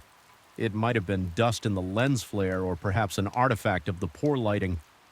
I wasn't sure which possibility frightened me more, that there was something lurking out of sight, or that my imagination had escalated to the point I was conjuring phantoms from nothing. By the third week, my nerves were frayed to the point where the slightest noise made my entire body tense. My nights became an exhausting routine of dread. Walking the corridors with a pounding heart, opening doors to confirm emptiness. Hearing faint sigh that seemed to move from one hallway to the next. I felt like a hunted animal in a labyrinth, uncertain of what might be stalking me. I slept fitfully during the day, besieged by nightmares of faceless figures waiting behind each locked door. At one point, I reached out to a coworker by phone. I explained in a shaky voice that the building felt wrong, that I was hearing things and that the lights were turning on randomly, as if guided by an unseen hand. He suggested I file a report and request an official inspection. I hung up half convinced that I was going mad, but also clinging to a last vestige of hope that a formal check would reveal a straightforward glitch in the system. When the maintenance team arrived in the daytime, they found no evidence of electrical problems. They walked the halls, tested the sensors, flipped the switches, and concluded everything worked fine. Part of me felt relieved that I wasn't singled out for some hidden wiring defect. Another part of me sank deeper into unease, because if the building was functioning normally, then what on earth was I experiencing that night? I forced myself to stay alert and logical. The shift went quietly at first until near dawn. I was about to finish my route when I noticed that a set of lights was on in the far corner of the basement corridor, a place I hadn't ventured for hours. My muscles tensed and I gripped my flashlight so tightly that my knuckles ached. I walked slowly, each footstep echoing ominously off the concrete walls. The air down there felt colder and my breath came in short, ragged bursts. With every step, my heartbeat quickened and a prickling sensation spread across my scalp as I approached the corridor. Lights buzzed overhead. The hush was broken by a faint sound like a long, drawn-out breath, coming from behind one of the storage room doors. My skin broke out in goosebumps. My mind screamed for me to turn and run, but I couldn't ignore what I heard. I reached for the doorknob, heart pounding so loudly it almost drowned out everything else. The metal was cold and unyielding. In my hand, I steeled myself and opened the door. Inside, the room was barren. No shelves, no chairs, no signs of anyone having entered it. Smelled musty, as though the air had been locked in for decades. My flashlight traced each corner, each inch of the floor. Empty. Then behind me came another breathy exhale so close to my ear that the hair on my neck stood on end. I spun around wildly, but there was no one there in that moment. A dizzying swirl of panic overcame me.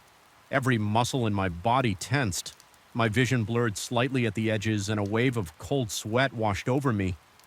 My breathing was so ragged it felt like I couldn't get enough air into my lungs. I fought against the instincts telling me to sprint away, making sure I didn't leave any door unlocked in my haste. I checked the corridor once more, flicked off the lights, and double-checked that the storage room was locked. I don't even remember how I managed to climb the stairs back to the main floor. Each step I took was weighed down by dread and an unshakable sense of being followed. It was nearly dawn when I reached the main entrance. The first pale light of morning crept through the glass doors, and for the first time in hours, I felt a slight shift in the atmosphere, a hint of normalcy trying to reclaim the space. The building, however, still felt alive with tension. Every corridor behind me seemed to sigh in unison, as if disappointed I was leaving. I ended my shift and drove home in a fog of conflicting emotions. Exhaustion weighed on me like an anchor, and my thoughts circled endlessly around the events of the night. I couldn't deny the evidence of my own senses, yet I wondered if fatigue had muddled my perception. That morning I sat in my car for a full 10 minutes before stepping into my apartment. I felt uneasy even in daylight, as if an invisible presence had followed me home. But nothing happened. No lights flickered, no strange noises. Just the ticking of my kitchen clock and the distant sounds of the city going about its routine. By the time I returned to work the next evening, I was determined to confront whatever was happening. I had considered quitting, but an odd sense of resolution pushed me forward this time. As I walked the corridors, I called out not in a frantic or overtly terrified way, but firm enough to break the silence. I asked if anyone was there, if anyone needed help. The emptiness swallowed my voice, and the overhead lights remained off my steps. Echoed hollowly, I sensed movement behind me like a rush of air brushing past my ear. My heartbeat thundered. My skin tingled with an icy burn, but I stood my ground. My mouth was dry as I forced myself to speak again. My voice trembling, there was no direct reply, only the oppressive silence of vacant rooms and shuttered windows. The corridor lights stayed dark. Slowly I realized that for once no lights had sprung to life without warning. No door had creaked open. It was as if my calling out had imposed an uneasy truce. I finished my rounds without any more incidents. The tension didn't vanish, but it felt subdued, as though some invisible occupant had receded when the sun rose. I walked out of that complex with a surreal sense of having reached a standoff with something I could neither see nor truly understand. I wouldn't say I felt safe. My pulse still hammered at the slightest sound, and every shadow made me flinch. But I felt I had reclaimed some control. Perhaps acknowledging whatever lurked in the corridors had forced it into the background. To this day, I still don't know what haunts the empty dorms at night. I continue my rounds, and while the random lights and sighs have diminished, they haven't disappeared entirely. Sometimes at the very edge of my hearing, I'll catch a fleeting exhalation behind a locked door. I'll step forward, flashlight in hand. Heart racing, only to find an empty, motionless room. I've come to realize that these encounters might never resolve into a neat explanation. There is a weight to those corridors, an unseen presence that defies logical understanding. It remains there, lurking in the silence, part of the stale air and the flickering lights. I've learned to live with the uncertainty, though it leaves a permanent knot in my stomach. Every time I step into those halls, I feel a subtle chill, like the building is watching the question that lingers. The one I can't fully erase from my mind is whether it's truly something supernatural or just an echo of my own fraying nerves. But in that empty space where the door locks click and the lights flicker with no apparent cause, I sense an intelligence that sends a pulse of fear through my veins. It leaves me hyper-aware, always glancing over my shoulder, and even in the calm of a new morning, that lingering discomfort follows me, reminding me that some doors once open can never be completely shut. I first set foot in the hospital's sub on a stormy Tuesday night, an evening where the flickering hallway lights seemed to hum with dread rather than electricity. The air was unbearably...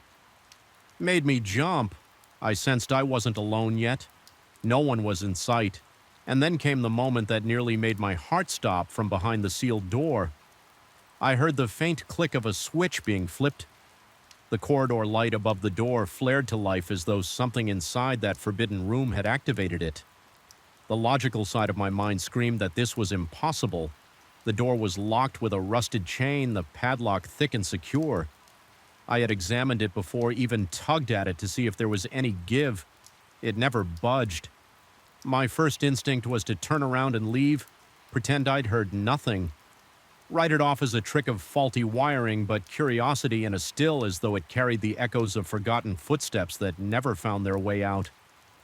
Even then, I sensed something was wrong, as if the cement walls themselves were whispering secrets. They wished I wouldn't overhear. It was a suffocating feeling, heavy and inescapable, and I tried to brush it off as exhaustion from a long day, but the unease in my chest never quite faded. It settled there, pulsing like a second heartbeat, warning me that something lurked in the shadows far beyond my understanding. I work as an electrical maintenance technician in a small countryside hospital, the kind of place where most of the rooms go quiet after dusk. The staff is minimal, especially at night. Once visiting hours end, entire wings can feel deserted, abandoned to the quiet hum of fluorescent lights. My responsibilities cover everything from resetting circuit breakers to fixing short circuits and aging equipment. Because the hospital is old, I need to be thorough, checking every hallway, every corner. That is how I discovered the sub and the corridor no one ever talked about on paper. It didn't exist. No official blueprint showed any extra space below the primary basement floor, but there it was, a short flight of worn concrete steps leading to a hallway lined with rusted pipes, silent as a tomb. My first impression of that corridor was more than unsettling. The overhead fluorescent panels would light up in sequence, casting a sickly yellow glow on chipped walls and flaking paint.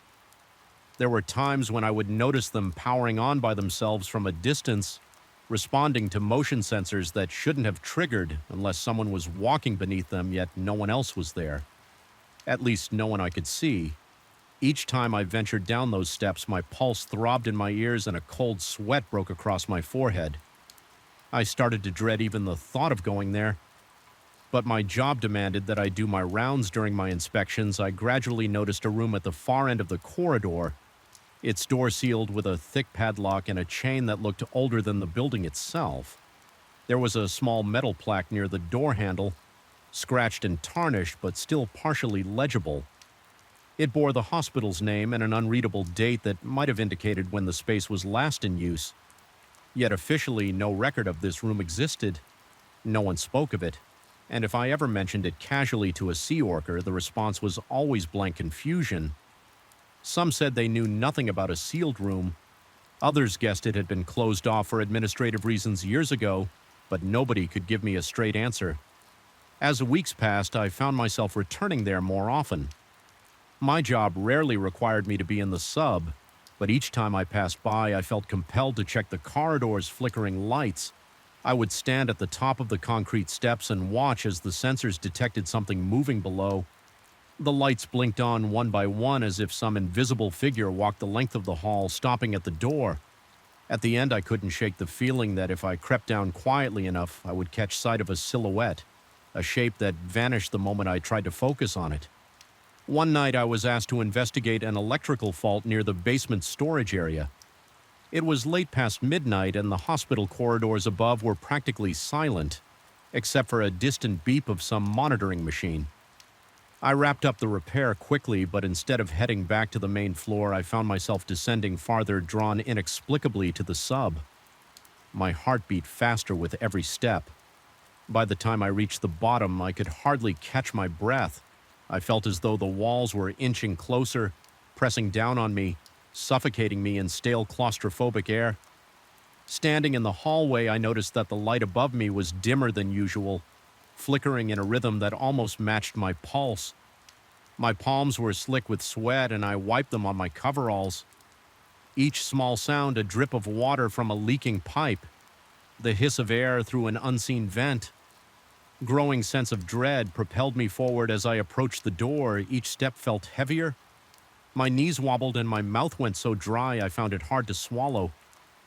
I felt a primal sort of fear, like an ancient alarm in my brain, telling me I was making a grave mistake. When I reached the door, I pressed my ear against the cold metal surface. At first, I could only hear my heart pounding and my unsteady breathing. Then, so faintly I almost missed it, I detected a slow scraping sound from within as if something was being dragged across the concrete floor.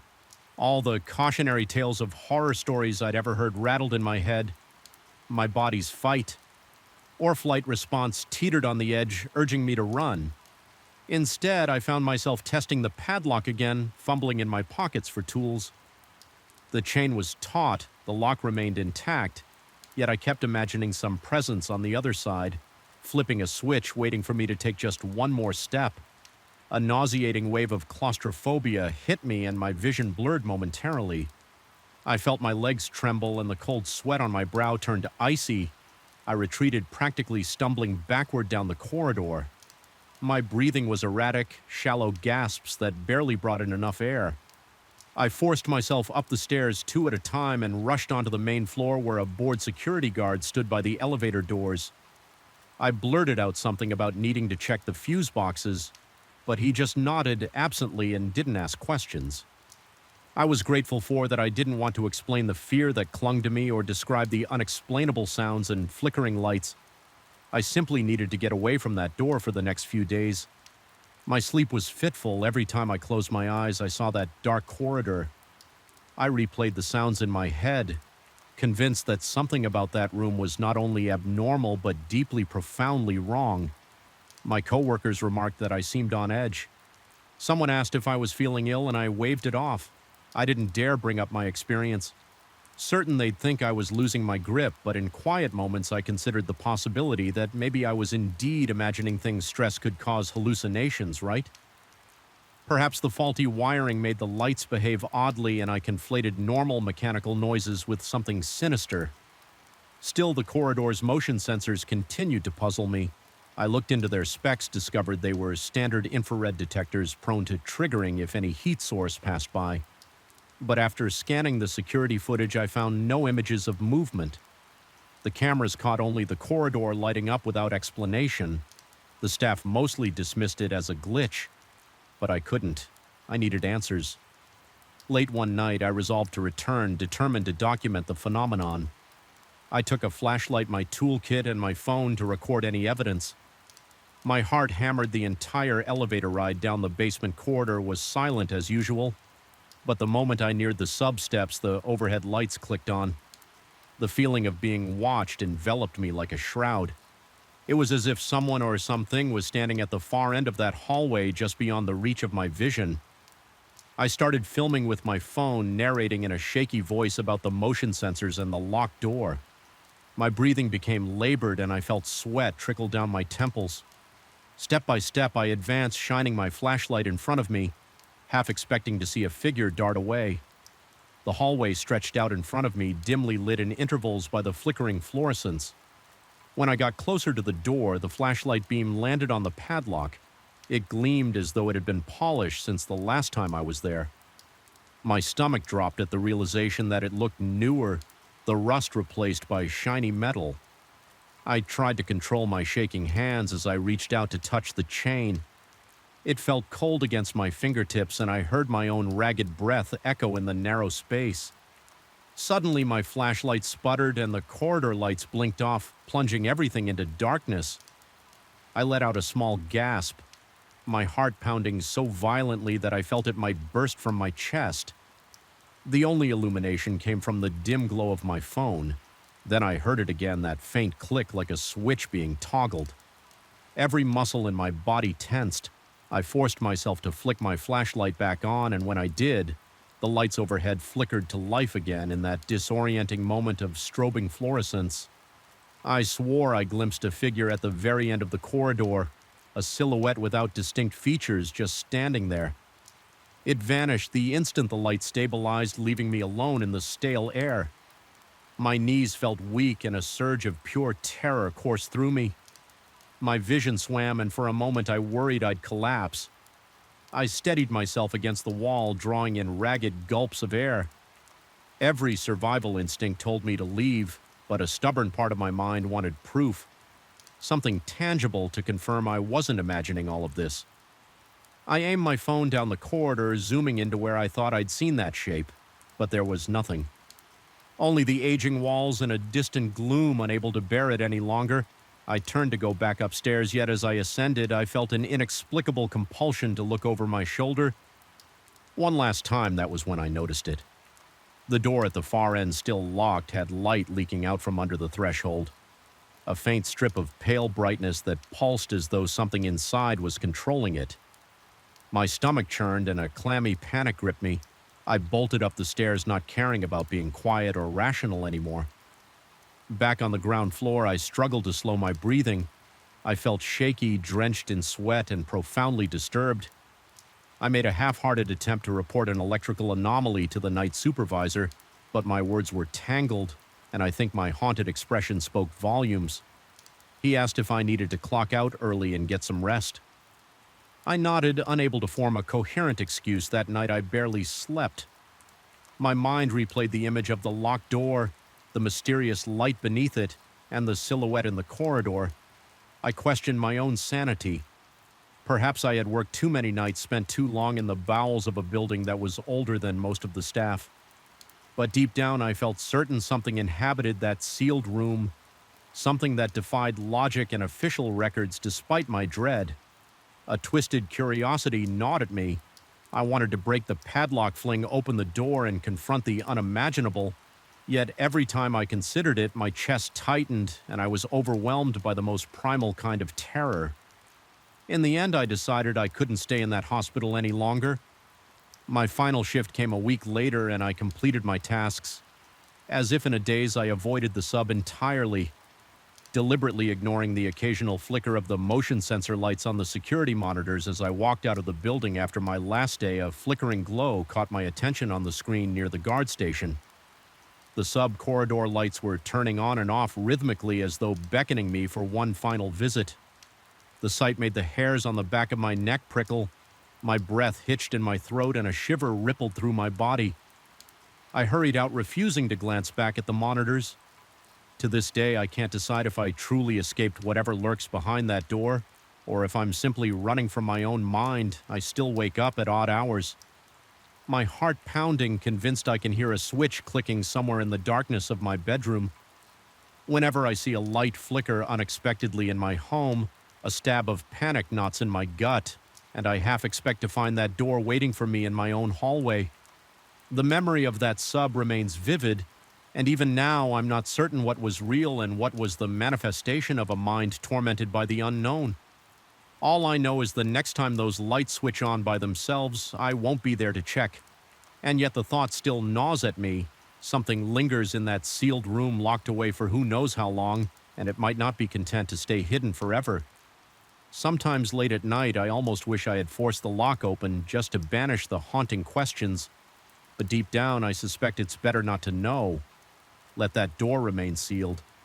Let the darkness beyond remain undiscovered, because if it ever finds its way out, I don't want to be around to see what emerges from the very first moment I set foot in that decaying farmhouse. I felt an unsettling tightness in my chest. The air itself seemed hostile, thick with stale dust and a faint chemical odor, as though the building had exhaled centuries of neglect. In a single raspy breath, the main door creaked so loudly behind me that my stomach twisted, and I found myself pausing in the silence that followed. Ears straining to catch any hint of movement. I was alone, supposedly, but that didn't stop my pulse from pounding in my temples. Even before I'd taken on the night watch job, I knew something about this place was deeply wrong. I remember how it all started with a phone call from an acquaintance who insisted there was easy money to be made out on a deserted farm off a little-traveled highway. He said the landowner needed someone to guard the property overnight. Nothing complicated, just a few weeks of security duty until they could figure out the farm's future. There had been some talk of trespassers or vandals, but nothing specific. In indirect terms, the landowner warned about strange activity. Of course I was skeptical, imagining bored teenagers wandering through an abandoned place for cheap thrills. Still, I needed the cash on my first evening there. The caretaker, a wiry man with tired eyes, walked me through the house, pointing out the main rooms and corridors. He explained that most of the farmland was overgrown.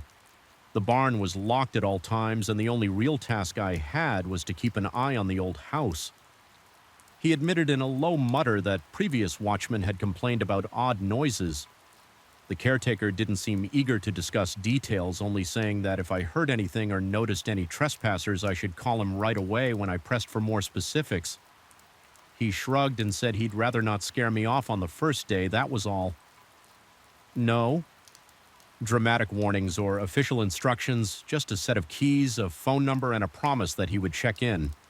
Occasionally, I soon discovered the place was worse than I expected. The main structure was 2 stories high with peeling wallpaper and water-stained ceilings. Furniture from the 1940s or 1950s littered the rooms, covered in sheets so thin they were practically transparent. Every piece of wood, be it floorboard or window frame, appeared warped with age, exuding a musty smell that clung to my nostrils. It was as if the entire house had been sealed away in a time capsule, left to rot on this desolate patch of land. During daylight, the house felt eerie but manageable. After the caretaker left me with a half-hearted good luck, I explored the upstairs rooms only to find little beyond dusty mattresses and ancient wardrobes. There was an oppressive aura in the attic hallway. The boards under my feet echoed more loudly there than anywhere else, and the narrow windows offered a skewed view of the neglected fields beyond. In the distance, I could see the silhouette of the old barn, its doors heavily secured with chains. Supposedly, nobody had set foot in there for months. I tried not to dwell on why the caretaker insisted on keeping it locked so tightly as evening approached. The wind picked up, rattling the shutters and sending a low whistle through the cracks in the walls when the sun slipped beneath the horizon. I switched on a single lamp in the living room. The electricity came from a generator out back, so I knew I couldn't run too many lights at once without risking an outage. The flickering yellow glow cast dancing shadows across the furniture. My eyes began to play tricks on me. I kept thinking I saw shapes moving in the corners of my vision. But whenever I turned to look, nothing was there. I tried to shake off my nerves, reminding myself that I had a job to do. Watch the front yard, monitor the deserted road, and ensure no one broke in. That was it, but the real horrors began. The moment the wind died, the caretaker had mentioned the farmland was known for gusts that howled through the night. But strangely, there came an instance when the air stilled completely, as if a giant hand had smothered all breeze. I caught myself holding my breath in that abrupt quiet, and that's when I heard them soft creaks on the floorboards directly above me, as though someone were pacing in slow, measured steps. I froze, heart pounding, every muscle tense. The steps seemed to cross from one end of the upper corridor to the other, pausing intermittently before resuming their deliberate march. I tried to rationalize it. Old houses can be noisy, expanding and contracting with changes in temperature, but this was too rhythmic, too purposeful to be some random settling of the structure. My palms grew clammy and I could feel my pulse thawing behind my ears. I thought about calling the caretaker, but I stopped myself. Maybe I should do a quick check upstairs. It might be an intruder, or worse yet, some wild animal that got in through a broken window. So I went upstairs. Each step felt like it might collapse under my weight. Squeaking in protest, the hallway was dark, lit only by the faint glow from my flashlight at the far end. An old mirror hung crookedly on the wall, reflecting a distorted version of my slender figure. I shone the beam around the corridor, searching for any sign of movement. Dust motes floated lazily in the air, and the smell of damp mold felt almost suffocating. I saw nothing and heard nothing beyond the ragged sound of my own breathing. My mouth had gone dry, and every time I swallowed it felt like sand scraping down my throat after I convinced myself the floor was empty. I headed back downstairs, each step echoing ominously that night. I chalked it up to my imagination or the house's mysterious quirks, but the next evening it happened again. Around midnight, the wind abruptly ceased, leaving an eerie stillness in its wake, and just as before, I heard slow, deliberate footsteps in the corridor overhead. By now, my nerves were raw, my heart pounding so loud I was sure any intruder would hear it and vanish. I called out, my voice trembling slightly, but there was no reply. When the caretaker asked me by phone the next day how things had gone, I told him I heard footsteps at night. He sounded unsurprised, merely telling me to stay alert and let him know if I encountered anyone. His calm reaction only made my anxiety worse. The following week, the odd occurrences multiplied. Sometimes I would catch fleeting glimpses of a silhouette through the living room's large front window. The figure always seemed to drift away toward the barn, dissolving into the darkness beyond the reach of my flashlight. Each time I'd rush outside, convinced I might catch whoever it was in the act of trespassing, but the yard stood empty. The barn's locks remained secure, and the road was deserted for miles. By the time I circled back to the house, I'd be bathed in sweat, heart-hammering, convinced I was either losing my mind or being toyed with by someone who knew the property better than I did. My sleep suffered. Although my shift was strictly overnight, I found it impossible to rest during the day. Whenever I closed my eyes in one of the upstairs bedrooms I dreamed of, the floorboards creaking and footsteps closing in on me, I'd wake up drenched in sweat with every nerve on high alert. Convinced I heard voices whispering from the hallway, I began to doubt my senses, questioning whether the oppressive silence of the farmland had begun to warp my perception. The caretaker would occasionally check in, but his tone remained unhelpfully neutral. His only advice was to keep an eye on any intruders and call if I needed backup. No mention of ghosts or anything else. So I stopped mentioning the footsteps, thinking he either wouldn't believe me or already knew more than he let on. One particularly dark night, the wind was howling as usual, shaking the windows in their frames. Then, without warning, that terrifying silence fell. It was as though the entire world took a collective breath and held it. My skin prickled. I nearly dropped the flashlight I was holding the moment the breeze died. I sensed a presence behind me. I whipped around, shining my beam through the living room. Nothing. The old grandfather clock in the corner ticked ominously. Suddenly, a floorboard creaked in the corridor to my left. So close it made me jump. My throat constricted and my lungs felt like they were struggling for air. With my hand trembling, I advanced toward the hallway. As soon as I rounded the corner, a flicker of movement caught my eye at the top of the stairs. A dark shape, no details, just a vaguely human outline, drifted across the landing and vanished. My heart thundered and I had to take several quick breaths to keep from passing out. Each inhale felt shallow, laced with panic. I forced myself up the steps, my legs shaky, muscles taut like coiled springs. The corridor was as always empty, yet there was an undeniable chill in the air, an almost electric charge that made the hair on my arms stand up. After that night, I became increasingly convinced the house was testing my sanity. Strange smells, abrupt changes in temperature, sounds that defied logical explanation. It all felt orchestrated, deliberate.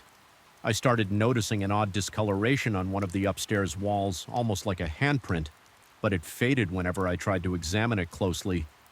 My reflection in the old mirror at the end of the hall sometimes seemed to smirk at me when I wasn't smiling. Small details easily attributed to fatigue or paranoia, but they accumulated until I could barely function without glancing over my shoulder. The caretaker paid another brief visit. He noticed my frazzled expression and asked if I wanted to quit.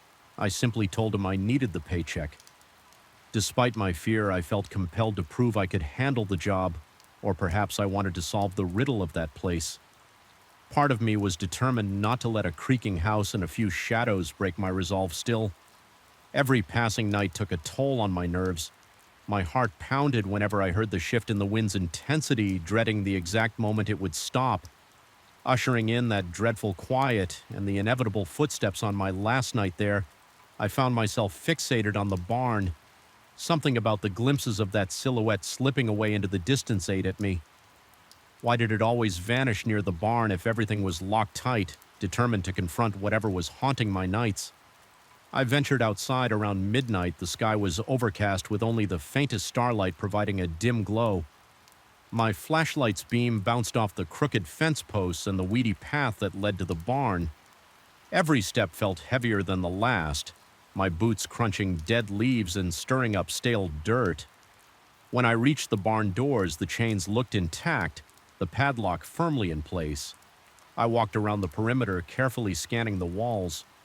A broken window high up near the rafters caught my attention. It was too small for a normal person to climb through easily, but the shards of glass and the rotting wooden frame suggested it might have been tampered with. I felt a sudden prickling sensation on the back of my neck. It felt like unseen eyes were observing me from somewhere close. My stomach twisted and I sucked in a sharp breath. The weight of my own terror pressed on my lungs, making each inhale feel forced, determined to uncover the truth. I decided to return to the house and do a final sweep from top to bottom. I moved methodically, opening every closet, peering under every piece of furniture. The old paintings on the walls with their cracked varnish seemed to follow me with their eyes.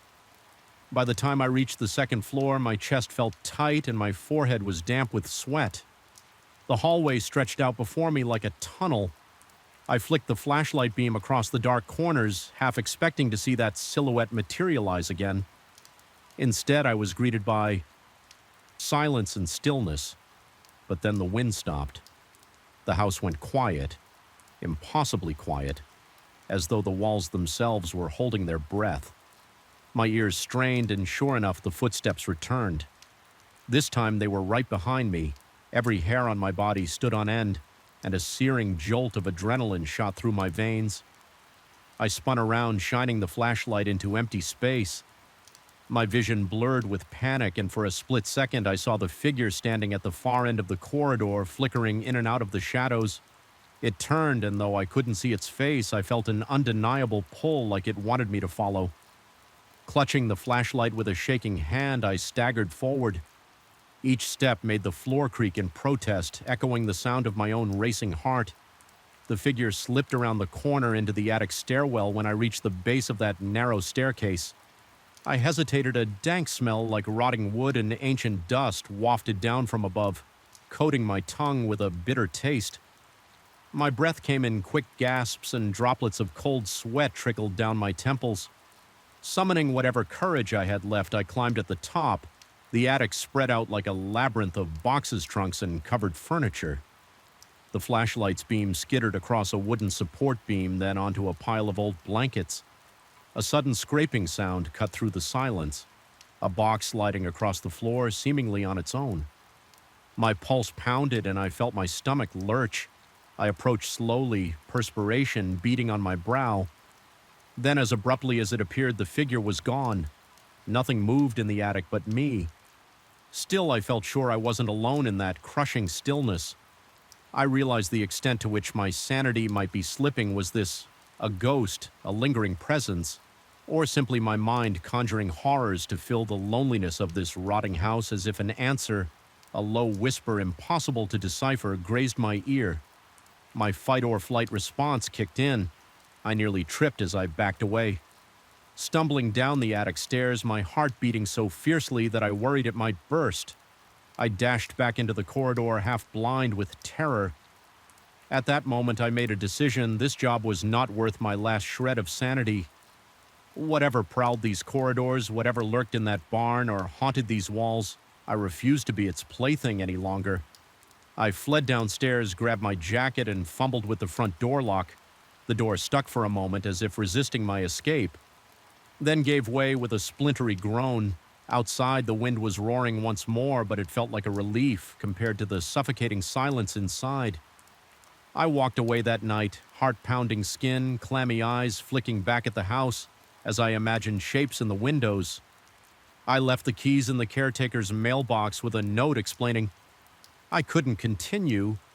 Even in the open air, I couldn't shake the sensation of eyes on me, couldn't dispel the memory of that shifting silhouette and those echoing steps. My breath remained shallow and ragged until I finally got into my car and drove onto the empty highway.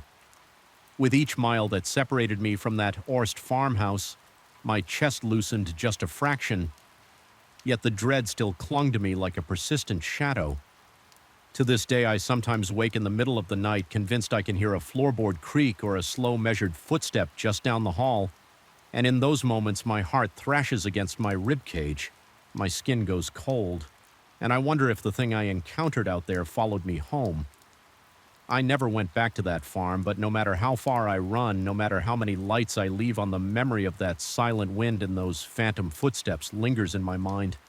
A constant gnawing reminder that some places are better left abandoned, their secrets kept hidden under layers of dust and time. The only true solace I found is in knowing I escaped physically unscathed, but mentally branded by the realization that there are forces we barely comprehend, and I will never forget the sense that on those windless nights the house was alive in its own terrible way, waiting for me to let my guard down so it could unravel what was left of my sanity.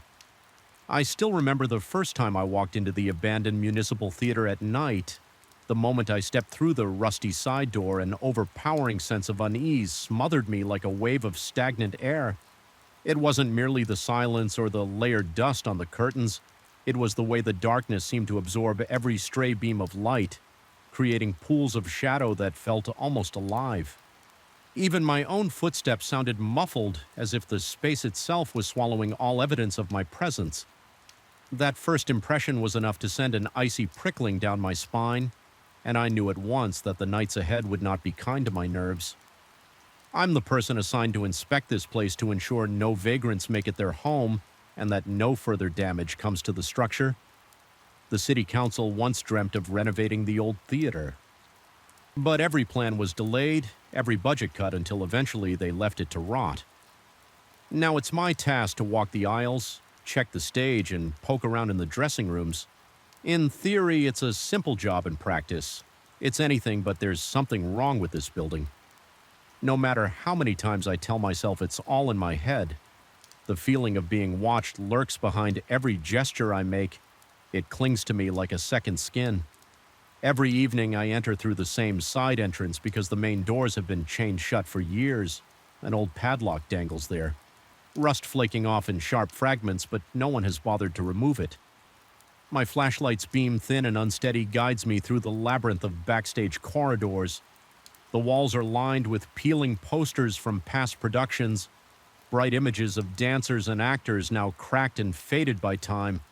I've often tried to imagine the theater as it must have been, bustling with crowds vibrant with music. Yet what remains is only the echo, a silent mockery that resonates through the emptiness. The echo is a constant companion repeating my footsteps, my breath, and on some nights repeating sounds I don't think I ever made. Walking through the corridor leading to the stage, I catch glimpses of movement in my peripheral vision. It's never more than a flicker, an indistinct shape slipping between the rows of seats or darting behind a curtain when I snap my head around. There's only stillness. The chairs are in neat lines, all covered in a thin coat of dust, and the heavy curtains hang motionless. Yet my heart hammers in my chest every time I can't shake the suspicion that someone is tiptoeing behind me, constantly evading the narrow cone of light that stretches from my flashlight on the stage. The boards keck underfoot. The old rigging ropes sway slightly overhead as though disturbed by a faint breeze that I can't feel on my skin. My breath grows ragged whenever I remember the rumors floating around. Rumors that the place is haunted by the unsettled energies of past performers. I never believed in that kind of thing before, but I can't deny that each time I stand on that stage, an oppressive presence seems to loom just beyond the curtains, waiting for me to drop my guard. The worst part is the hush, a silence so thick that even my heartbeat echoes off the chipped paint on the walls. I usually direct my flashlight at the seats in the auditorium, scanning the rows for any sign of intruders. More often than not, that's when I see it, a brief silhouette shifting near the main aisle. My pulse spikes and my breath catches in my throat. I'll train my light on the spot, see nothing but dusty upholstery, yet feel a near suffocating certainty that I've just missed. Catching whoever or whatever it was, a pang of nausea knots my stomach. Sometimes the sensation of not being alone is so intense that I whisper under my breath, demanding that the presence reveal itself. Whenever I do, a strange hush falls as if the air is holding its breath. The tension becomes unbearable. I sense a response that doesn't quite form words but resonates in the hollow spaces of my mind, like an echo of my own voice. Twisted by the theater's acoustics, once I've finished my routine in the main hall, I climb the narrow staircase to the balcony. There are 2 sets of stairs leading up, one to the cheap seats and another to the principal box. The principal box is always my last stop because it's where I hear the faint murmurs night after night. I follow that spectral sound only to find myself confronted by emptiness. The velvet seats up there are rotted and frayed, and the place has the stale odor of an attic forgotten for decades. The moment I step onto the balcony, I feel a coldness that surpasses the rest of the theater's chill. penetrating through my jacket and nestling against my bones. The hairs on my arms stand rigid. My flashlight illuminates the void, revealing only dusty floors and battered seats, yet that barely there murmuring persists.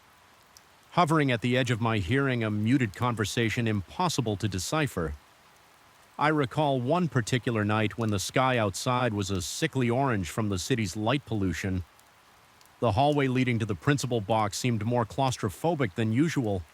My mouth was so dry I could taste the dust on the back of my tongue. The sensation that someone was directly behind me was so overwhelming that I spun around, flashlight swinging wildly in the gloom. The air moved behind me, or so I believed. My heart pounded so hard that I swore it might burst. Then just beyond my range of vision, there was a nearly inaudible shuffle. For the longest moment I stood paralyzed. My skin burned hot and cold at the same time. Every logical part of me insisted I was alone. Yet the primal fear coursing through my body said otherwise. I felt a faint brush of air against the side of my neck, and every muscle in me went rigid. My arm jerked, the flashlight beam quivering across the walls by the time I gathered the courage to aim. It behind me again, only stale air occupied that space. My insomnia grew from that point onward. It's not that I couldn't sleep because of the job's irregular hours, rather. It was the knowledge that each evening I would return and confront those intangible presences lurking in the corners of my vision. I tried talking to a colleague who briefly helped with the theater's security before quitting. He implied that he'd also heard strange things, though he laughed it off, saying maybe the old building was just settling. He claimed to have no recollection of seeing shapes or silhouettes, but something in his eyes hinted that he was holding back. He left me with a vague warning that it was easy to let one's imagination run wild in a place so layered with history and isolation, determined to retain my sanity. I began a personal routine, walking slowly up and down every aisle, shining my flashlight at each seat, scanning methodically and gently pushing aside the curtains in the backstage area to confirm nothing was hidden there. I would then double-check the sound equipment, which was half dismantled and covered in thick plastic sheets. The wires snaked across the floor, reminding me of black tendrils coiling in the darkness. The reverb of my own shuffling steps in the audio booth became an almost demonic resonance, as though the room itself groaned in agitation each time my flashlight flickered. A common occurrence with these old batteries, I found myself sweating, my heartbeat pounding behind my eyes. Convinced I was about to see something that defied explanation, even when the light steadied. The fear lingered like a dense fog around me, but it was the principal box that refused to let me rest. Night after night, the faint murmuring continued, sometimes accompanied by light rustling sounds as if fabric were dragging across the floor. I started to question whether my mind was playing tricks. Was it the building's acoustics? Some small critter nesting behind the walls, making sounds that I interpreted as voices. I hoped for a rational explanation, but each new night chipped away at my skepticism. The murmurs grew less random, almost rhythmic. Sometimes I caught the distinct rise and fall of what might have been a voice too distant to parse words, but undeniably human in cadence. Yet I found no footprints in the dust, no signs of entry, no scattered trash that might indicate squatters. The seats were always undisturbed, save for the thickening dust. One evening after a particularly grueling day, I decided to confront the mystery directly. My flashlight in one hand, a portable work lamp in the other, I climbed the stairs to the principal box with my heart racing so fast I felt faint at the threshold. I placed the lamp on the floor, switched it on, and let its bright glow flood the dilapidated space. For the first time I saw the box in glaring detail, peeling wallpaper, cracked ceiling. The tattered velvet of the seats, dust particles swirled in the air. Illuminated in sharp detail by the lamp's beam, the murmuring stopped abruptly as if startled by my intrusion. I stood there, each breath jagged, waiting for my ears to adjust to the sudden hush. My whole body was trembling and sweat dripped down my temples. I strained to hear even the faintest hint of that voice, but the silence remained absolute. Then out of the stillness I perceived an echo of my own labored breathing. It wasn't a mere reflection of sound. It carried an alien quality that both resembled my breath and simultaneously distorted it into something else. It felt like a presence actively imitating me as though mocking my fear. My throat went tight and a surge of panic seized me. Everything within me screamed to flee the box, to run down the stairs and out the door. Yet some stubborn part of me refused. I inched forward the lamp, casting my long, trembling shadow across the decaying seats. My mind buzzed with possibilities, each more horrifying than the last. I couldn't decide which was worse. The idea that I was imagining all of this, or that something malevolent truly lurked there in that moment. I shut off the lamp and stood in darkness once more, letting my eyes adjust. My intention was to catch any movement in the gloom, to surprise whatever might be hiding for what felt like hours. I stood perfectly still, adrenaline pumping through my veins. Every muscle tensed, then the shadows shifted only a fraction of an inch, but enough to make my stomach twist into knots. The faint, nearly inaudible murmur began again, close enough that I could feel it reverberate in my chest.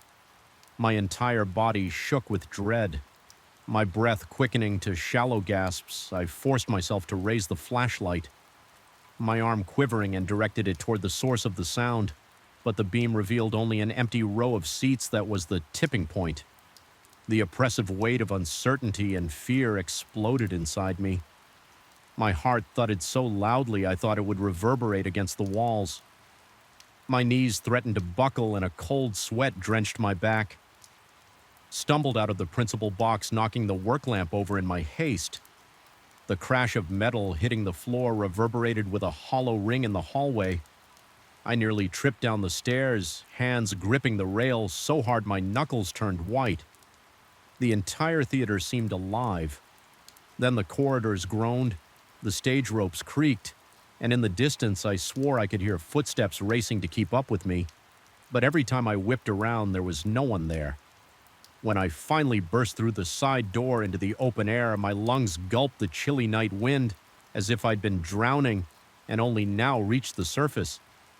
My hands trembled uncontrollably and my mind spun with questions I couldn't answer had I just come face to face with something supernatural, or was this nothing more than the unraveling of my own nerves? I couldn't decide. Even my sense of relief at escaping felt tainted by the knowledge that I'd have to come back the next evening to this day. I can't fully explain the events in that theater. I still perform my inspections, albeit with caution bordering on paranoia. The council hasn't given me any new information, so I have no choice but to continue in silence. Every trip inside feels like entering a labyrinth of echoes and shadows, and I never know what I'll encounter in those unlit loves. The memory of that murmuring in the principal box returns whenever I'm alone, making me question my grasp on reality. Was it my own echo warped by failing acoustics or something older and darker? Feeding on my fear, I'm left with a gnawing certainty that the theater is more than just an abandoned building. It might be a conduit for energies we don't understand, or perhaps it's become a reflection of my own anxieties, magnified by darkness and isolation. Whether the thing that lurks among the seats is real or a manifestation of my unraveling psyche, I can't deny the persistent dread that coils in my gut. Each time I stand on that stage or pass through the back corridors, I sense it watching me from behind the curtains just out of sight. Every rustle of fabric, every creak of the floorboards, even the echo of my own breath becomes a harbinger of something that should not be. And so I remain locked in this unsettling dance with an invisible partner, uncertain if my next step will reveal the truth or push me deeper into the darkness. Whatever lies in the shadows of that forsaken theater, it has made its claim on me, and no amount of flickering flashlight beams can banish the haunting presence. I feel each night I still remember the first time the elevator door slid open on the 9th floor, revealing that darkened corridor soaked in an unsettling hush. There was something off about the air itself, thick as though it was resisting every step I took. The overhead lighting in that south wing triggered by motion. Sensors flickered and hummed erratically, creating the sensation that the building was resisting my presence as much as I was dreading it. Even before I stepped out, my pulse was already racing and every breath felt labored. That night was only my second week on the job, and it marked the moment I realized that the building with all its mid-century grandeur and neglected hallways was more than just an old commercial structure. It was a place where the past lingered, seemingly refusing to let go of the present, and where something unseen might be watching. I work as a night watchman from 10 at night until 6 a.m. The building itself dates back to the 1950s, and most of the original interior remains intact in the older, less frequently used sections. Each evening, I collect my flashlight, secure my keyring, and mentally prepare for 8 hours of strolling through a place that feels like it has never fully adapted to the modern world. On any given night, the majority of the floors are empty, with only one or two occasionally occupied by IT staff or people burning the midnight oil on urgent projects, apart from those few individuals who usually keep to themselves in their offices. The entire building belongs to me and my imagination. For those late hours, it didn't take long for me to notice that the ninth floor was different. The first time I felt it was during my routine rounds. I stepped onto the floor, shining my flashlight along the corridor. The faint glow revealed tarnished metal handrails, chipped paint on the door frames, and the once polished wooden panels that lined the walls. A strange hush followed me as I walked, but from the corner of my eye I kept seeing flickers of light where no movement should have triggered them. My heartbeat quickened. My skin prickled. I tried to ignore it. At first, chalking it up to old wiring or faulty sensors. However, each subsequent visit confirmed the same pattern. The lights flickered as though something darted from office to office.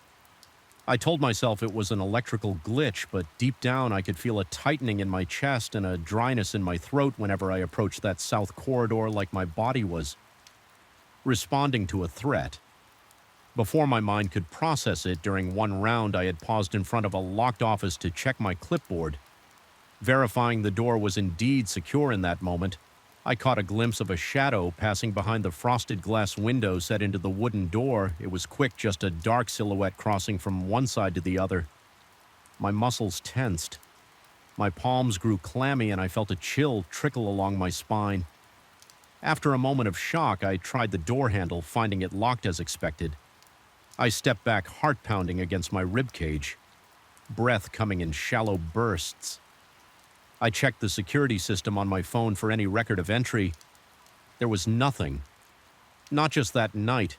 No one had swiped into that floor for the entire week. Aside from me, the next day I mentioned it to my supervisor, indirectly reporting that perhaps the sensor logs weren't updating properly, or there was some malfunction with the door. He accompanied me to the office and we unlocked it together under the glare of fluorescent lights. The following afternoon, everything was pristine. No footprints, no sign of forced entry.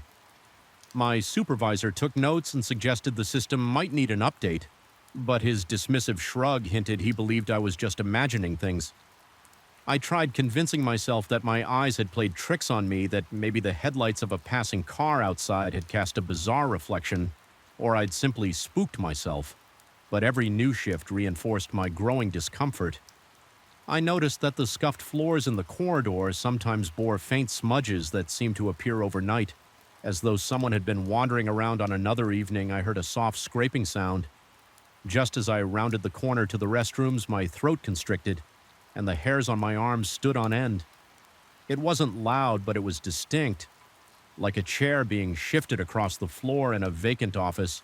When I mustered the courage to check, every office was dark and locked. As the weeks went on, the oppressive atmosphere weighed heavier on my chest. The sensation of being watched was no longer a passing feeling. It became a constant presence, especially between midnight and 3 a.m. When the building was at its quietest, I'd step off the elevator and my heart would thunder in my ears. My flashlight beam would tremble slightly from the unsteady grip of my sweaty hands. Every step along that corridor felt burdened by an unseen gaze. I could practically hear my pulse echoing in my head, competing with the faint hum of old air ducts. Strangely enough, the north side of the 9th floor never gave me any trouble. It was the southern stretch, a row of offices that had changed little since the 1950s, that exuded this suffocating unspoken tension. The walls were still clad in dark walnut panels that had begun to warp with age. The thick carpeting, a drab brownish gray, had never been fully replaced. so it muffled my footsteps but also seemed to absorb every bit of light from my flashlight. At times, it felt like the building itself was swallowing me up. I tried strategies to cope. I found that listening to music through headphones sometimes helped in the earlier part of my shift. Whenever I reached the 9th floor, I had to take them out. Some primal instinct demanded I keep my ears open as though I needed every sense on high alert. My ears would strain in the silence, picking up the faintest creaks and distant rumbles from old pipes, which in turn fueled my growing paranoia on nights. When staff were in the building, I felt slightly less alone, but they rarely ventured beyond their offices on the lower floors, and I never confided in them about my experiences. It seemed pointless to scare them or label myself as the guy who jumps at every flickering light. Eventually, the experiences escalated one particular night. As I was walking that dreaded hallway, the motion sensor lights behind me turned off, leaving only the fixtures above me illuminated then. Without warning, the lights 3 offices ahead flickered on, even though I was too far away to trigger them. My stomach lurched and I could feel my heart racing carefully. I made my way forward, conscious that my breathing had become raspy as I approached each door. My flashlight revealed only dark, vacant interiors through the narrow panes of glass. Yet the lights continued to come on in sequence, one set after another, leading me down the hallway as if some invisible presence was guiding me or taunting me. Every muscle in my body felt like it was wound tight. My throat was so dry that it hurt to swallow. It got to the point where I reached the last office at the end of the corridor, an older conference room rarely used anymore, and stood there in apprehension. The sensor light above the door was flickering. I placed my hand on the doorknob, feeling a tremor course through me. The doorknob turned easily, but the door itself was stuck as though something on the other side was holding it. I pushed lightly and suddenly it gave way, stumbled forward and nearly dropped my flashlight. The beam revealed an empty room with a long, dust-covered table in the center. The musty smell of stale air assaulted my nose. Once I was inside, the flickering light overhead steadied for a moment. There was no explanation for what had just happened. No reason for the door to be blocked, and then suddenly not. My mind raced and an acute sense of unreality began to sink in. Was I dealing with something supernatural, or was my exhaustion warping my perception? That question became persistent, gnawing at my sanity after that unsettling episode. I started hesitating before stepping off the elevator onto the 9th floor. I'd stand there, hand hovering over the panel, heart pounding, telling myself not to let fear control me, but inevitably I had to do my job. One night I tried a different approach. Instead of walking straight down the corridor, I stepped quietly, almost tiptoeing, to see if I could catch whatever was causing these disturbances. By surprise, my pulse throbbed in my temples, and I could feel beads of sweat forming on my forehead, slowly trickling down into my eyebrows. The overhead fixtures detected me turning on in slow intervals, yet I got the impression there was a shape or presence moving just ahead, slipping out of sight the moment the lights flickered on. My mouth went dry and a slight tremor passed through my legs. My flashlight trembled as I scanned the closed doors, each labeled with a rusted nameplate from a bygone era. Again, that gentle scraping sound emerged from somewhere in the darkness. The hair on the back of my neck stood up. It was followed by what I can only describe as a soft footstep on the carpet. I called out a greeting, more a cracked, hesitant echo of a greeting, but there was no reply. My own voice sounded alien in that space. Lost in the thick silence, I never saw anyone, but the atmosphere felt predatory, like I had wandered into some territory that did not belong to me. The corridor seemed longer, the corners darker. My heart pounded so furiously that I struggled to keep my breathing steady as I passed one closed office. I heard a faint click from within, like a light switch being toggled when I directed my flashlight through the small glass panel. I saw only darkness and my own reflection. Then a thought crossed my mind with startling clarity. Perhaps I was being watched from inside the room, observed just as clearly as I observed my own reflection. That realization twisted my gut, and I moved on in a rush. Unwilling to stay near that door for a moment longer, the final straw came on a night when I found that every sensor light on the ninth floor was blinking in a sequential pattern from one end of the corridor to the other, as if they were waving me forward with my pulse hammering in my chest. I followed that macabre path, each step taking me closer to that last office. At the far end, the door was slightly ajar, even though it should have been locked. My flashlight revealed a yawning blackness inside, inching closer. I felt a wave of clamminess wash over me as if I were crossing into a region untouched by time. Inside was a single desk, an old wooden thing with curved legs set below a fluorescent light that sputtered on as I approached. The drawers were all half open. My breath caught in my throat all around me. I felt a sensation that was akin to static electricity. Fine prickles dancing along my arms, accompanied by a low hum I couldn't quite place. It felt like the building itself was alive, swelling and contracting with each of my hesitant breaths. In the suffocating hush, I discovered an old key resting on the desk's surface. It was heavier than modern keys, with an ornate bow, the metal tarnished with age. I could feel my heart pounding behind my ears as I held it. Something in my mind whispered that this key unlocked more than a door. It might open the final threshold between the present and whatever restless force lingered in this place. Every logical instinct in me said to leave it, but a morbid curiosity drove me to take it in my hand. The moment I did, that faint hum rose to a static buzz and the overhead light flickered violently. I felt a surge of panic rattle my nerves. My breathing turned shallow and the entire corridor behind me seemed to darken at once, as though the sensors had collectively failed. Only that sputtering light in the office remained, casting long, warping shadows across the walls. For a split second, I thought I saw a figure reflected in the dusty window behind the desk, a tall, dark outline that didn't match my proportions, swaying slightly as if it were waiting. My heart jumped and my body reacted on pure instinct. I lunged for the door and rushed into the corridor. The key clenched tightly in my palm. My legs felt weak, almost buckling under the weight of terror and adrenaline. I sprinted for the elevator, jabbing the button repeatedly when the doors finally slid open. I dove inside, jamming the closed door button as though my life depended on it. The elevator descended with its usual slow hum, but it felt like it was taking forever. In that moment, I was convinced something was in that corridor, pressing against the sealed elevator doors, trying to follow me. When the doors finally parted, in the lobby, I stumbled out, panting, my body slicked with sweat, my mind reeling, my vision swam with a mixture of relief and residual fear. I spent the rest of that shift in the security office downstairs, occasionally glancing at that old key I had left on the desk, uncertain if taking it would bring something more menacing upon me or if leaving it there had sealed my fate. Anyway, I haven't returned to that corridor in the same way since.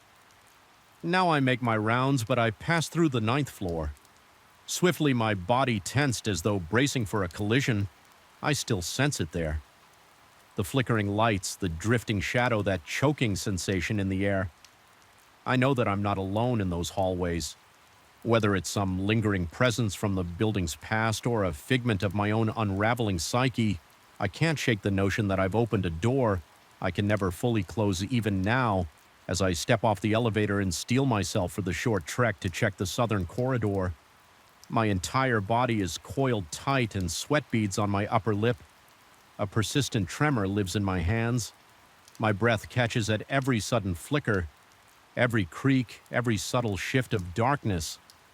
The building hums around me, the old pipes and aging electricity forming a dissonant chorus. I used to dismiss these occurrences as symptoms of a faulty sensor system or an overactive imagination, but now I'm convinced that something lingers there beyond the locked doors and dusty corridors. Feeding off my fear, I haven't told anyone the full extent of these events. The supervisors don't seem interested in ghost stories, and any colleagues who might listen would probably think I'm unraveling. Maybe I am, but each night I feel that presence looming, pressing against the edges of my vision, toying with the flickering lights, reminding me that this building, with all its history and neglect, has become more than just a backdrop to my nightly routine. It's become a labyrinth of unseen truths, a place where time and memory have curdled into something malevolent. I don't know how much longer I'll last here. Part of me wants to quit to step away from this place and never look back. But another part, that same morbid curiosity that made me pick up that key, insists on pressing forward. It insists there is a truth to be uncovered, something that explains the watchful eyes, the phantom footsteps, the lights that flicker without reason. For now, I endure each shift as best I can, breath catching in my throat whenever I hear the floorboards creak or see a shadow cross a locked door each time I insert my key into the elevator panel. For the 9th floor, my pulse accelerates and a bead of cold sweat forms at my temple, and so it continues, night after night, a quiet psychological war between what is real and what might be lurking just out of sight.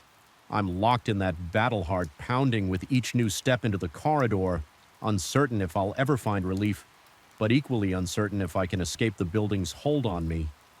The only thing I know for sure is that my life, once filled with routine and monotony, now feels forever on the cusp of revelation or insanity in that uncertain space. I wait night after night, listening to the faint hum of the lights as they flicker on and off, reminding me that something waits in the darkness, something that's made a home in the stale air and shadowed halls of that looming 9th floor. The moment I first stepped into that gutted restaurant, I felt an unsettling heaviness in the air that refused to dissipate. The floor was scattered with planks of wood-chipped tiles and half-open cans of paint, all of which gave off a sharp chemical odor that reminded me of too many late shifts on construction sites. Something about this place made me feel instantly uneasy, like I'd walked into a room where a terrible argument had just taken place. The lights overhead were dim, flickering annoyingly as if they might go out at any second, and despite the stale air, I could almost sense the ghost of bustling activity, like echoes of clanging pots, sizzling pans, and the low murmur of conversations that had once filled this space. There was a biting edge to the silence, now broken only by the faint hum of the stripped wiring in the walls. It was an atmosphere charged with tension, as though the building itself was holding its breath, waiting for something or someone to stir.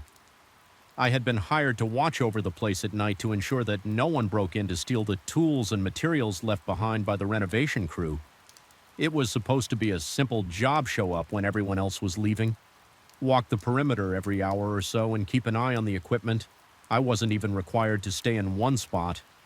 In theory, I could have sat in my car outside, but I had instructions to make. Sure, no one was lurking around inside, especially in the kitchen area where the most expensive gear was stored. The pay was good enough for me to accept the weird hours, plus I told myself I'd seen stranger gigs, like the time I had to guard a vacant office building that had a broken elevator that kept opening on its own. I tried to brush off my initial apprehension as nerves. Still, something about the emptiness of that restaurant and its darkened corridors kept my skin crawling. The first few nights were tedious but mostly quiet.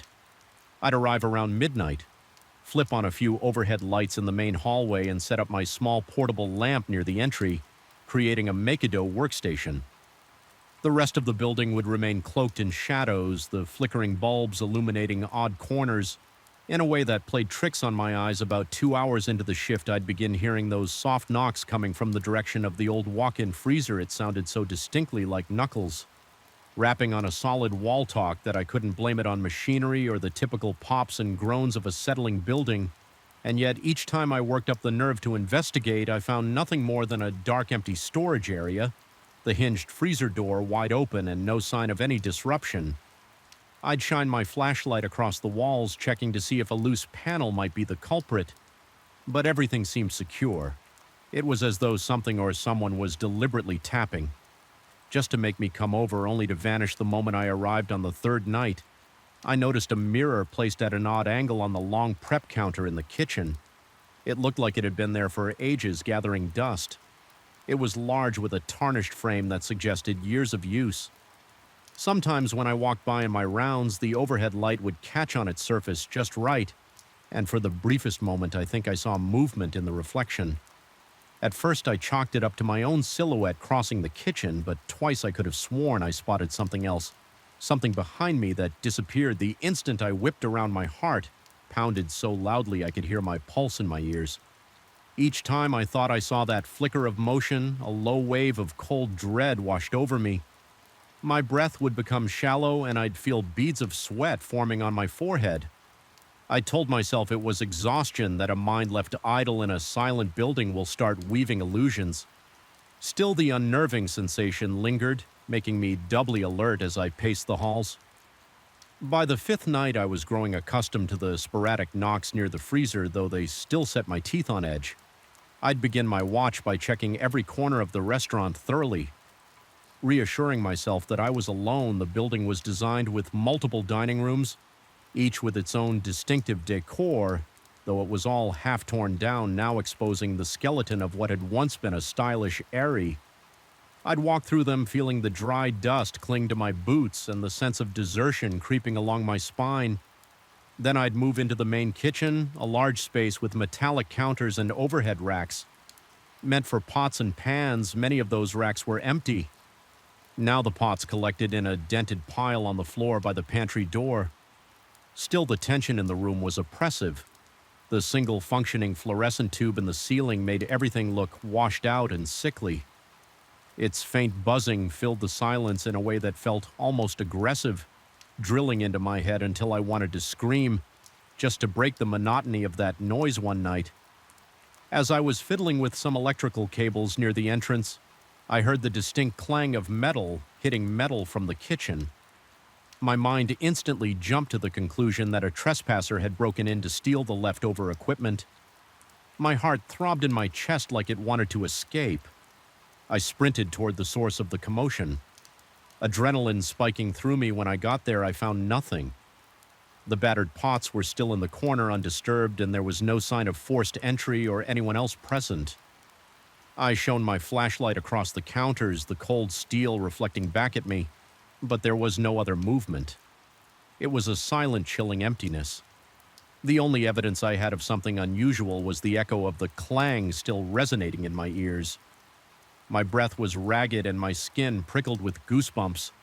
It felt like stepping into a vacuum where reality warped and left me stranded, unsure of my own senses as the nights wore on. Paranoia began gnawing at my sanity. It started small, the feeling of being watched whenever I bent down to pick up a tool or rummage through a box of cables. I could practically feel eyes boring into the back of my head. But the moment I straightened up and spun around, there was no one. Other times I'd pass by that mirror and catch a glimpse of a shape, some kind of dark outline standing just outside my field of vision. Each time I looked directly, the shape would dissolve into the gloom. At one point, I even thought I saw the reflection of a pale face behind me, distorted by the mirror's tarnished edges. My throat went dry and my palms broke out in a cold sweat. I had to shut my eyes for a moment to steady myself, and when I looked again, the face was gone, leaving only the reflection of my own trembling figure under the harsh fluorescent light. Lack of sleep began to wear me down. My mind kept replaying every small anomaly, the knocks, the glimpses of movement, the echoing clang of pots on an endless loop. My chest would tighten with anxiety whenever I stepped into the building, as if an unseen presence was pressing down on me. Draining the air from my lungs, I started doubting my own recollection of events. Maybe the knocks had a rational explanation. Perhaps the movement in the mirror was just a trick of the light, or maybe the pots had just shifted due to some vibration. But no matter how hard I tried to rationalize these experiences, I couldn't shake off the primal fear that something was terribly wrong here.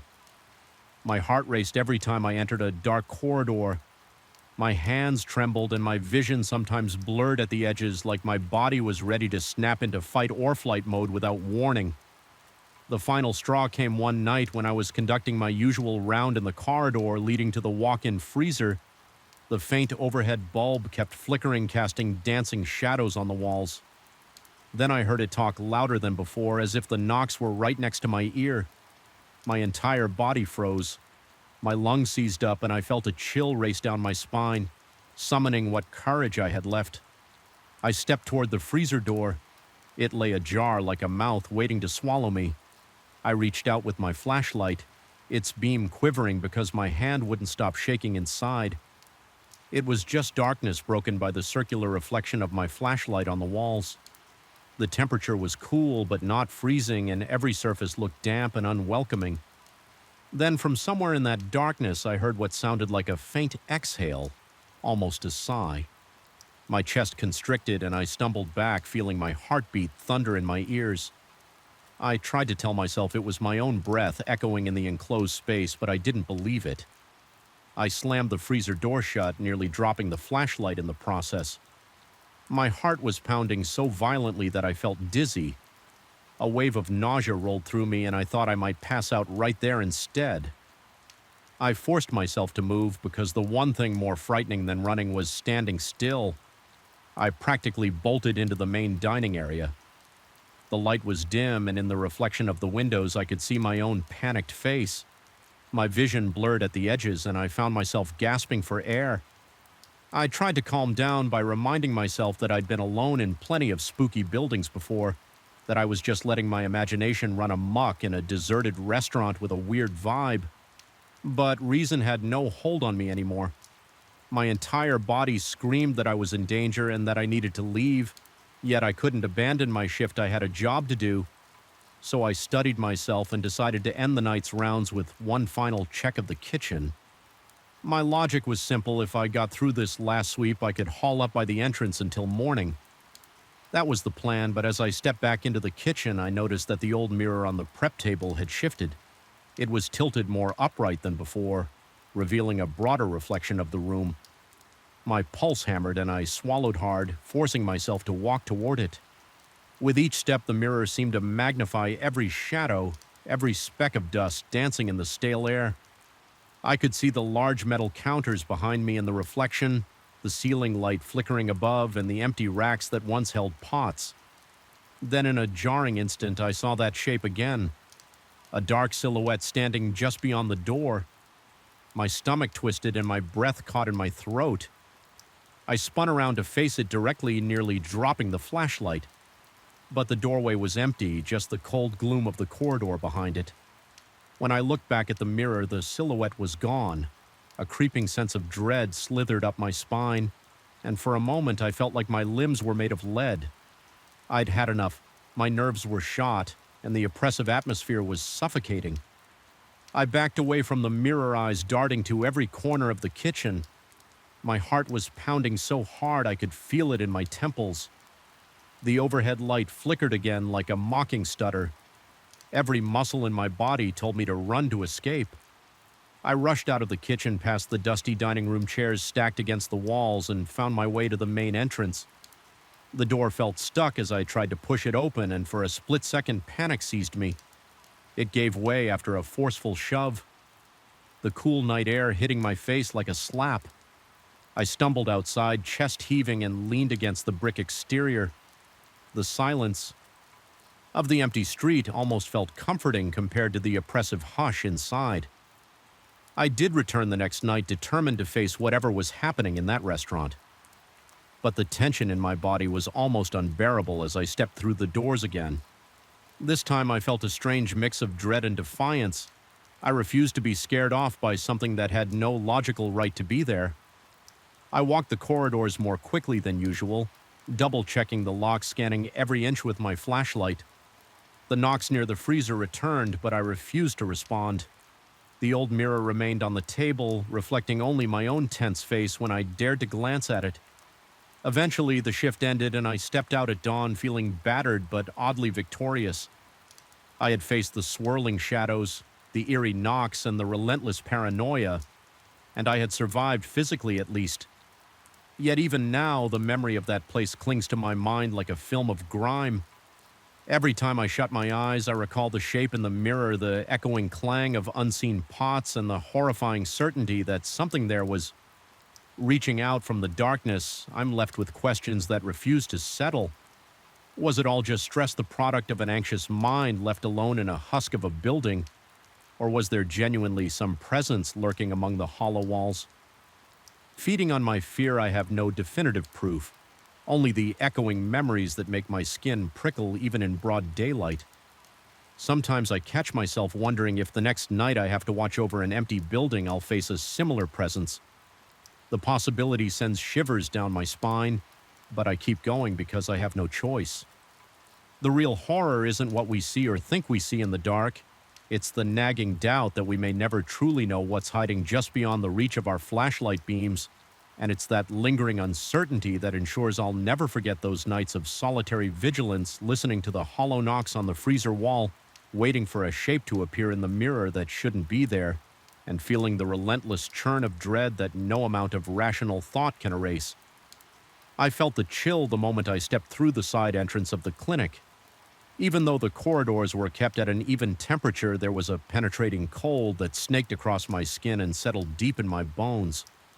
My first few nights on the job had been relatively calm. Sterile hallways, humming fluorescent lights, the occasional drip of a faucet that needed fixing. But as the clock approached 3 a.m. on my second week, an unmistakable dread began to gnaw at me. It was as if the building itself were exhaling a slow, freezing breath, warning me that something was off. That was when I first noticed the door at the end of the corridor silently opening and closing on its own, as though beckoning me deeper into the gloom. I had been hired to cover the night shift in a medium-sized medical clinic, one that officially closed to the public at 8 p.m. Only a few overhead lights remained on for basic visibility. They created pockets of yellowish glow in an otherwise dark space. My responsibilities were straightforward: supervise the generator, ensure that any essential equipment remained functional, and make certain no unauthorized persons wandered in it. Sounded simple enough. The pay was decent, and I appreciated the solitude, but I quickly learned that solitude can play tricks on a man, especially when the environment does half the work for you. After my first few nights, subtle occurrences started to pile up, each one leaving me a bit more unsettled. It began small one night as I walked the corridor that connected the waiting area to the main examination rooms. I heard a faint click. I paused, thinking it might just be the heating system or some leftover mechanical noise. Then I heard it again, another distinct click. It reminded me of the noise a latch makes when a door closes. I turned around and saw that the internal door leading to the exam rooms was swinging gently, the handle rattling ever so slightly. At first, I convinced myself there was a draft. I checked every window in the hallway, found them all locked. I adjusted the thermostat, thinking maybe a change in air pressure was responsible, but the door continued to move in that subtle, unsettling way. After a while, it stopped, as if it had never moved at all. The corridor was quiet again, but my pulse was racing and my hands felt clammy. I refused to let my mind jump to irrational conclusions. It had to be a simple mechanical glitch, I told myself. Or perhaps the building settling, but as the days passed, the oddities intensified. A week later, I started noticing soft murmurs coming from the direction of the nurses' resting area. This was typically empty at such a late hour, with the staff gone home hours earlier. The hum of voices was barely audible, like a conversation muffled by thick walls. I strained my ears, trying to pick out words or even the cadence of real.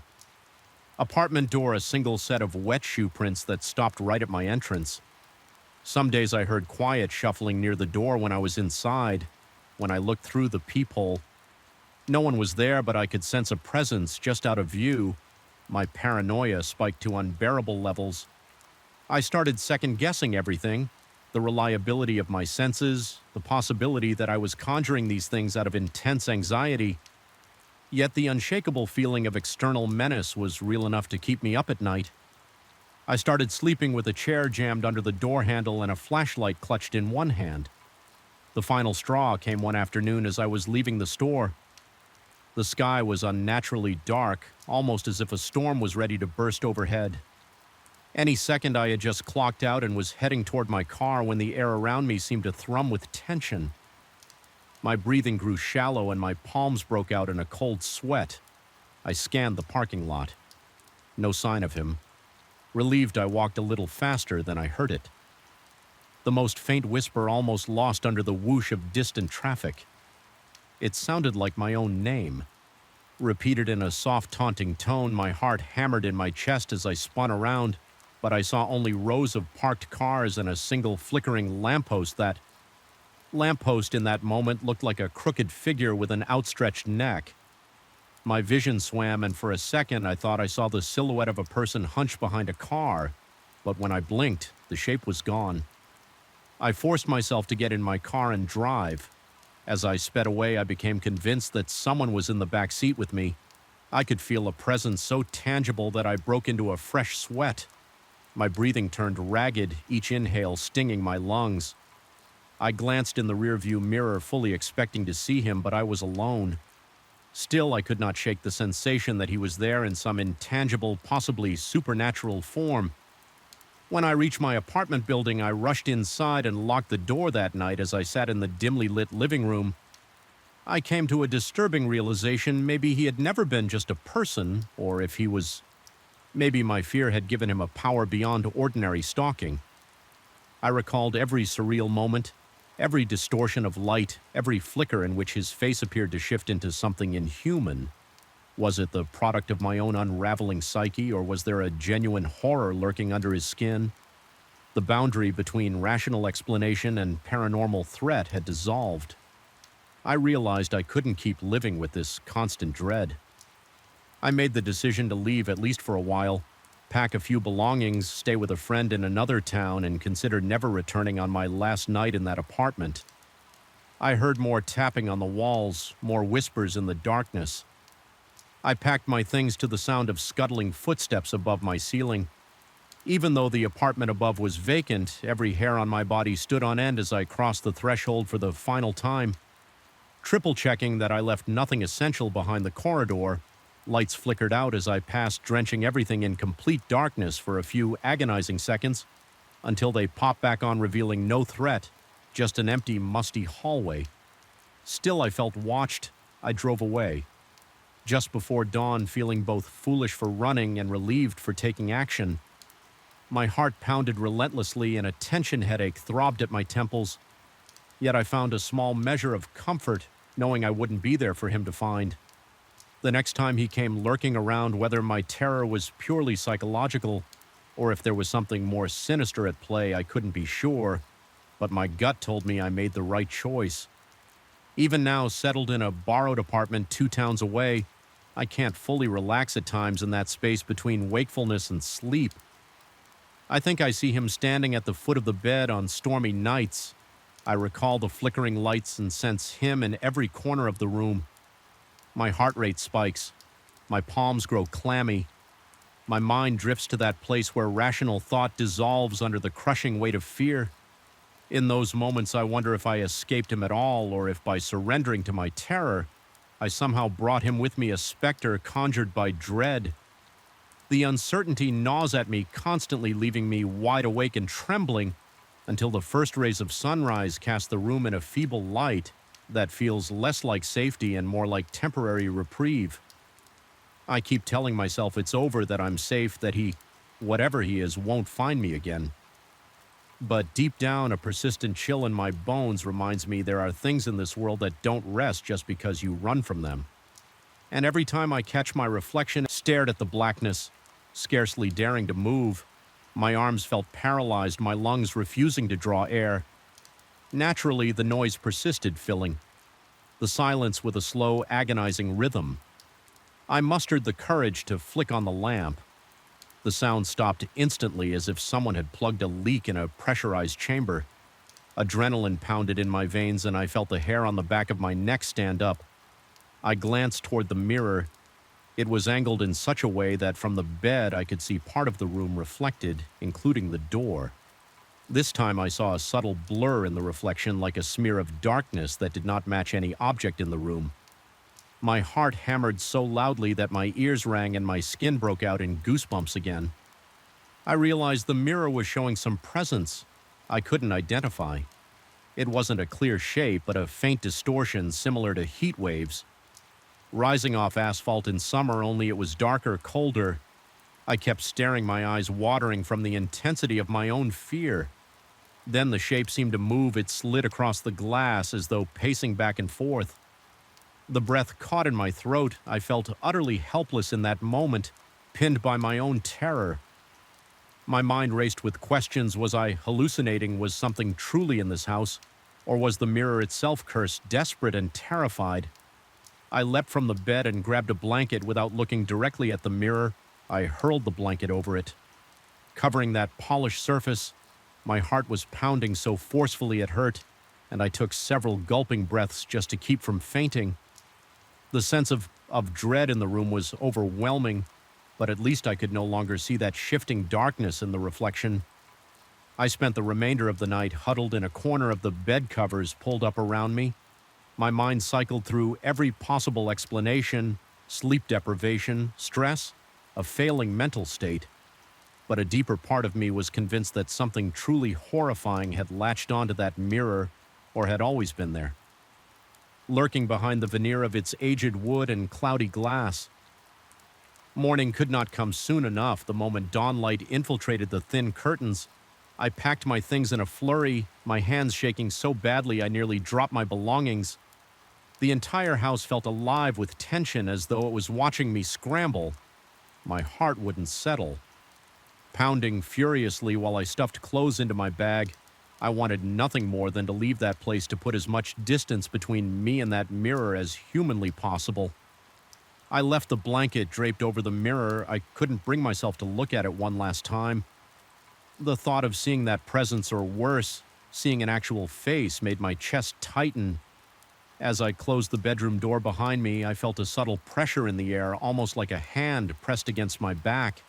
Ushering me out, my fear spiked again, but I forced myself to stay composed, reminding myself that if I panicked too much, I might never escape once.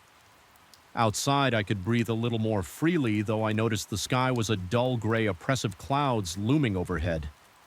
I got into my car, started the engine, and didn't look back. My pulse thundered as I drove away, half expecting to glance in the rearview mirror and spot something sitting in the back seat. That entire drive felt surreal. My mind still struggling to reconcile the events of the past days with any kind of rational explanation. Even now, as I reflect on the experience, my pulse quickens. I can't quite convince myself it was all in my head when I think about that mirror and the face I almost saw. I feel a cold sweat break out on my skin sometimes in the dead of night. I jolt awake, convinced I hear that faint sigh drifting across the room, or see a haze forming on a reflective surface.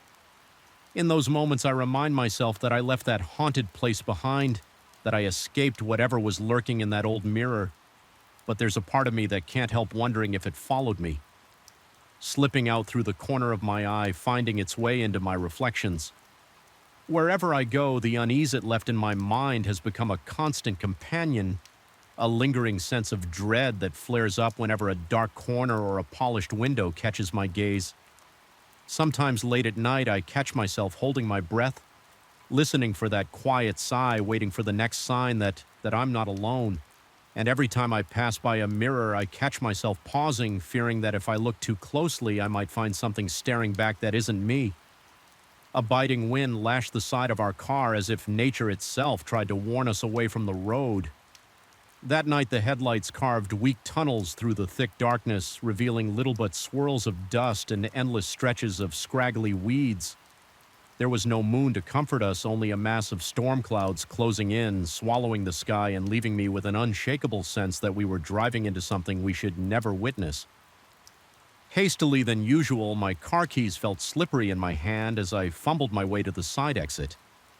The night outside was calm, far calmer than my own mind. I took one last glance back at the clinic for a second. I thought I glimpsed a flicker of white light behind one of the second-floor windows, but I refused to linger. I got in my car and drove away, my heart racing with the adrenaline of escape. I never returned to that night shift I gave. My notice the following morning, citing personal reasons. Even now, when I drive past that building, I feel a pang of dread that shoots straight through my chest. My breathing becomes shallow and my fingers tense on the steering wheel. Sometimes I wonder if anyone else experiences the flickering lights or hears those distant murmurs. Perhaps it all stopped once I left, or maybe the clinic just found a new late-night caretaker. Someone else it can lure into the labyrinth of its silent halls. Either way, I can't shake the feeling that whatever existed in those corridors is still there, waiting in the darkness, opening and closing doors for the next person who dares to walk its halls alone. And every time the clock strikes 3 in the morning, I'm certain the building draws in a quiet, malevolent breath, an invitation or perhaps a warning echoing through those deserted corridors. Long after I've gone, I still remember the chill that swept through me the first time I set foot inside that vast concrete labyrinth. The clock on my phone had just ticked past midnight, and the silence was so absolute that each step felt like a trespass. Something in the stale air warned me that I didn't belong there, that the shadows clinging to the walls were not mere absences of light, but watchful presences. My pulse hammered in my ears as I made my way through the lobby for my very first shift. Little did I know how profoundly that place would get under my skin and how each night would intensify a creeping dread. I couldn't explain away I had been unemployed for months. When I finally took this maintenance job in a sprawling residential complex, the place was massive with multiple towers jutting up into the night sky like silent sentinels. Each had its own set of potential issues: water pump failures, power outages, jammed trash chutes, problems that often manifested during the witching hours. The pay was decent and I was desperate, so I didn't hesitate to accept the graveyard shift running from midnight to 6 a.m. At first I convinced myself that the stillness of the night would be easier to deal with than the chaos of daytime. Fewer people meant fewer distractions, and I could focus on my tasks without having to worry about residents hovering around me. That was before I discovered the tower labeled 7. Even now, just thinking about its looming silhouette sets me on edge. The building manager vaguely mentioned once that Tower 7 had an unreliable electrical system prone to strange surges and random flickers.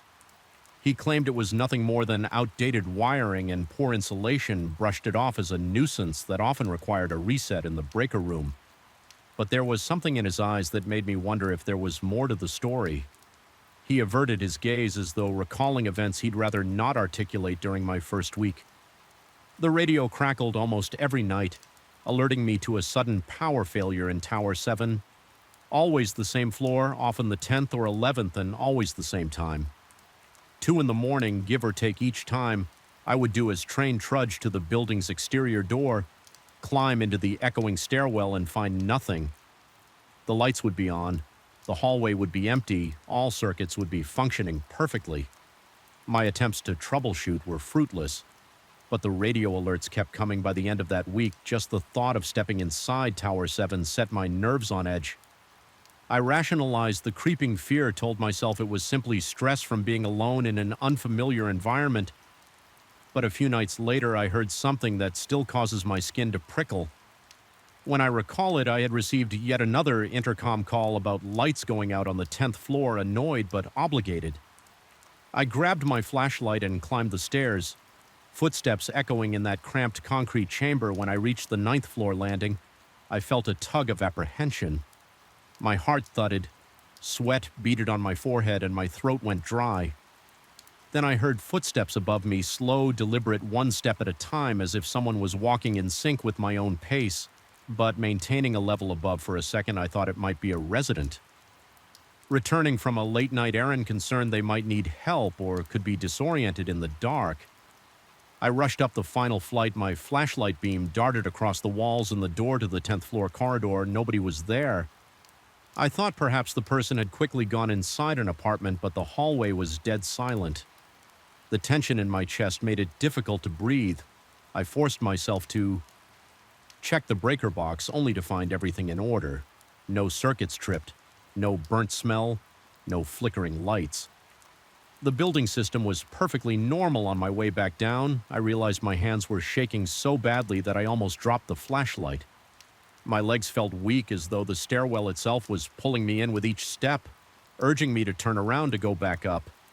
It was an insane thought, but I couldn't shake it. I managed to leave the building, but long after I returned to my small maintenance office, I couldn't dispel the sense of being watched. Things didn't get easier during the rounds outside. Either the complex's parking structure sprawls beneath the towers with a labyrinth of concrete pillars and dim overhead lighting. At the far end of this subterranean lot sits a storage room filled with spare tools, replacement pipes, and maintenance odds and ends. The moment I cross into that area, a faint scraping noise rises above the hum of the fluorescent lamps.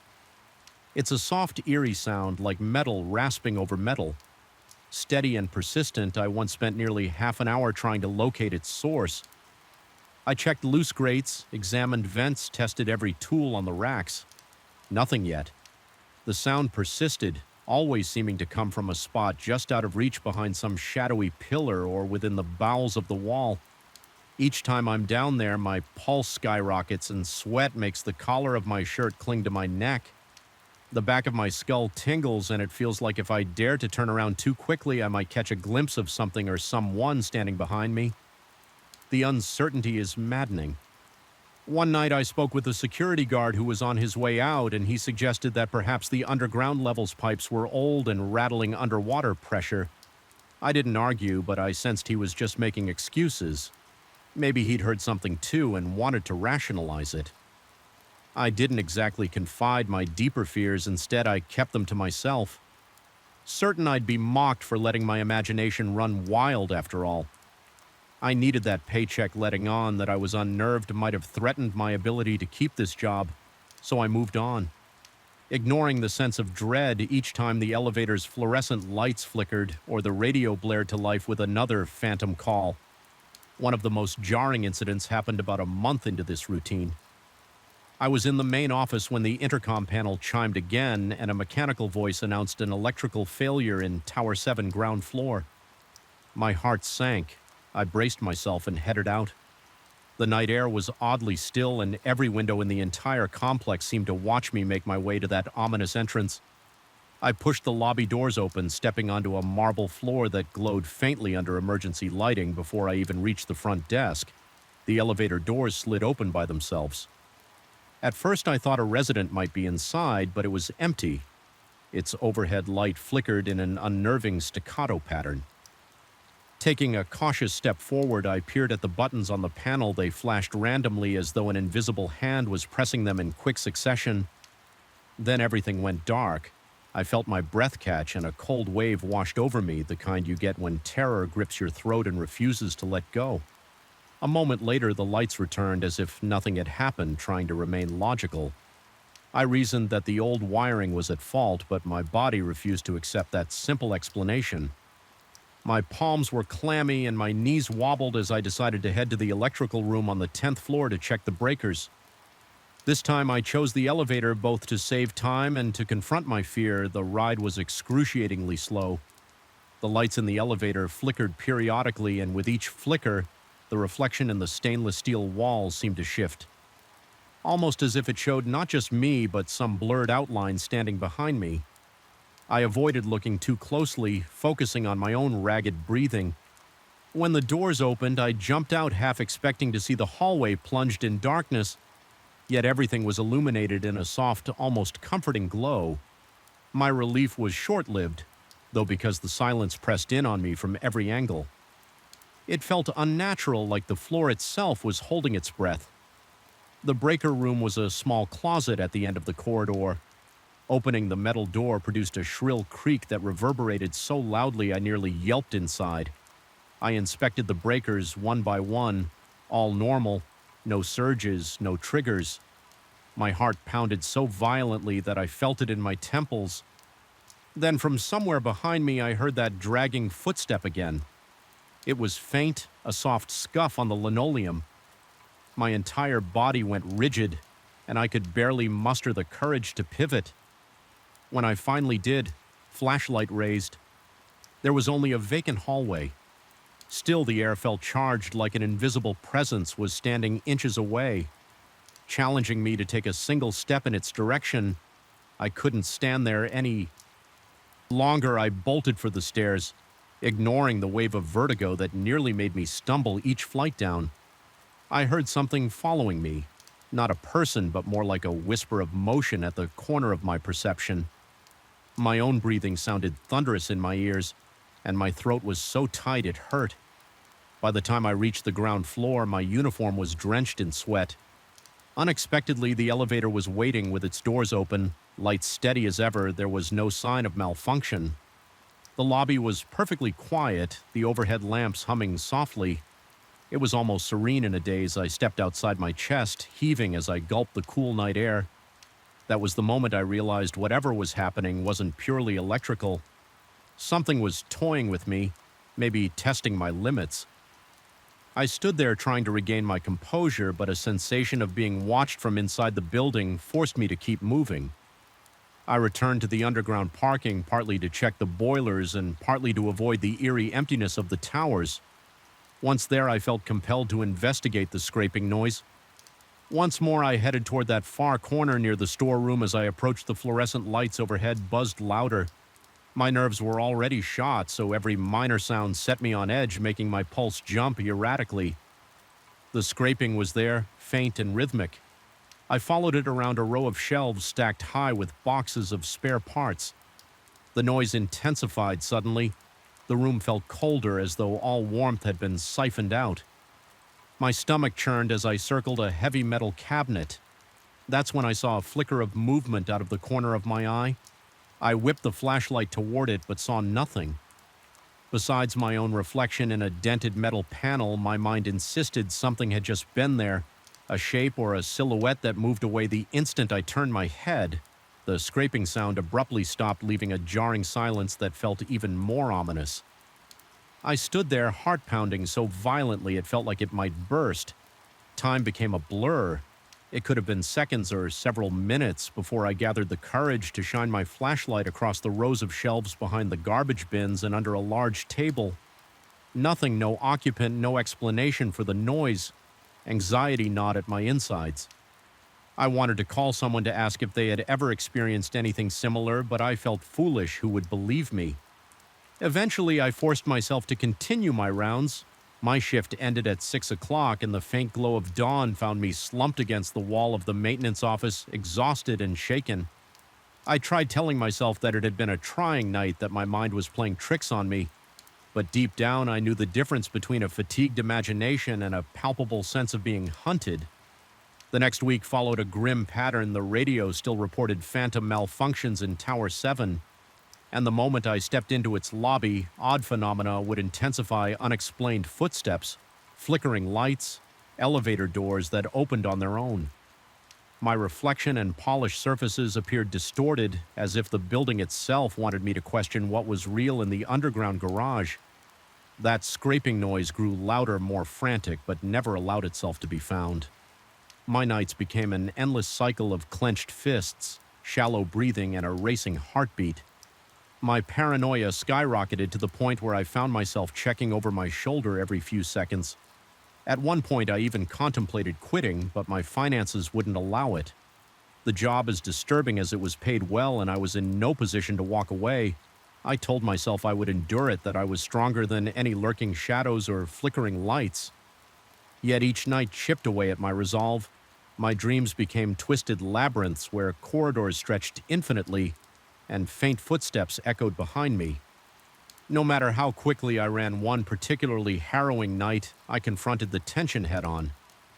Another alert from Tower 7, ground floor lighting failure with sweat already forming on my forehead. I entered that despised lobby the second I stepped inside.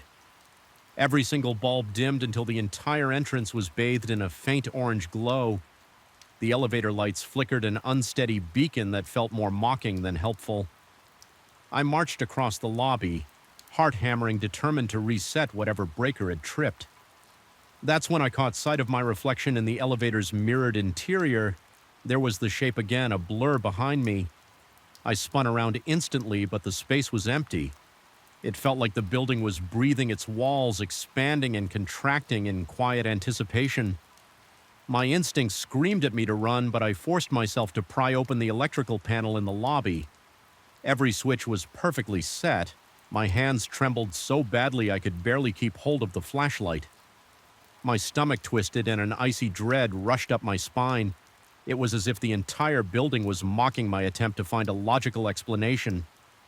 Sensing that I was on the verge of losing control, I slammed the panel shut and backed away.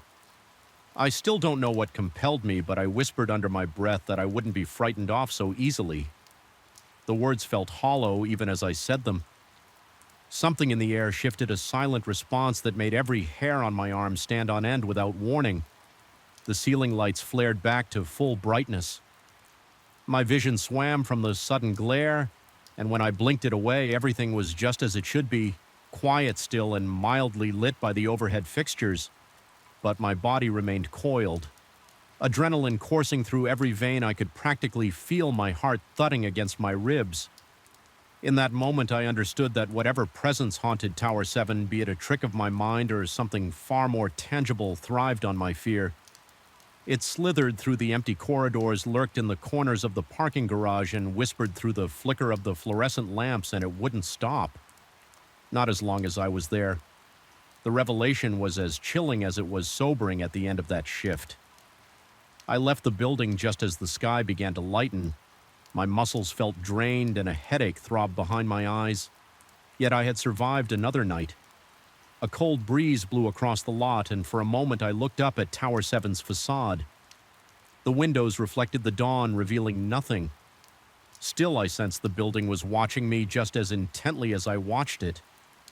I wish I could say I made a decisive choice that morning to quit or to confront the phenomenon once and for all. Instead, I found myself in a stalemate bound by financial necessity, yet burdened with an unshakable dread. The unseen presence in Tower 7 knew me, now recognized my routine, understood my weaknesses. Each time I swipe my keycard at midnight, I feel its attention snap to me, waiting to escalate this twisted game. I don't know how this ends. Maybe the building eventually reveals a deeper truth. Maybe it's just my mind unraveling from the strain of working alone in the dead of night. All I can say for sure is that something out there, a scraping in the dark, a flicker in the hallway, a breath against my neck has taken root in my nights. And every time my radio crackles with a new alert for Tower 7, I can't stifle the nauseating churn in my gut. Yet I always go, because for now I have no choice. And because sometimes surviving the night is the only way to make it to the next dawn, even if that dawn brings no comfort at all. I woke to the sound of something scratching on glass, a faint drawn-out scrape that seemed to resonate from inside my own mind. My heart gave a start, thudding dully against my ribcage, as I realized it was coming from the bedroom window. I sat up, my breath-shallow eyes darting toward the pale rectangle of moonlight. Nothing moved, yet the darkness felt alive, brimming with an electric tension that weighed heavily in the room. I could swear I sensed the presence of someone or something peering in that single moment. A suffocating hush broken only by my uneven breathing marked the beginning of my descent into a terror I never expected to witness outside of nightmares. Even now, I'm not sure which detail truly triggered this unease. Perhaps it was the bizarre phone call several weeks prior, or maybe it was the quiet but unshakable feeling that I was being watched. All I know is that my life began to twist into a slow-moving horror the instant my phone buzzed at 3 a.m, revealing my best friend's name on the screen. He had always been the practical one between the two of us, never prone to flights of fancy or superstitions. So when I answered that night, still half awake and disoriented, his urgent tone rooted me to the spot. He told me abruptly, and without much clarity, that I shouldn't leave my home under any circumstances. At that time, his voice trembled with an intensity I had never heard before. Not even when we went through stressful situations in college. It felt like an order coming through gritted teeth. Then just as quickly as the call had started, he ended it. Leaving my ears ringing with that final click in the morning, I discovered that the stretch of road where I usually park my car suffered a severe electrical short. Loose wiring arced along the pavement for a good half hour, igniting small flares of sparks had I been near my vehicle at that exact moment. Maybe leaving for some errand, it might have ended with injuries or at least significant damage.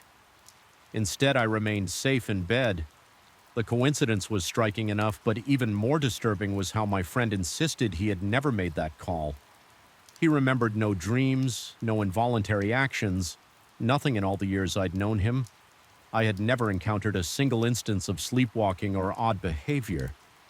Yet there I was holding my phone's call log as proof that something had compelled him to contact me at an ungodly hour. I should have left it at that.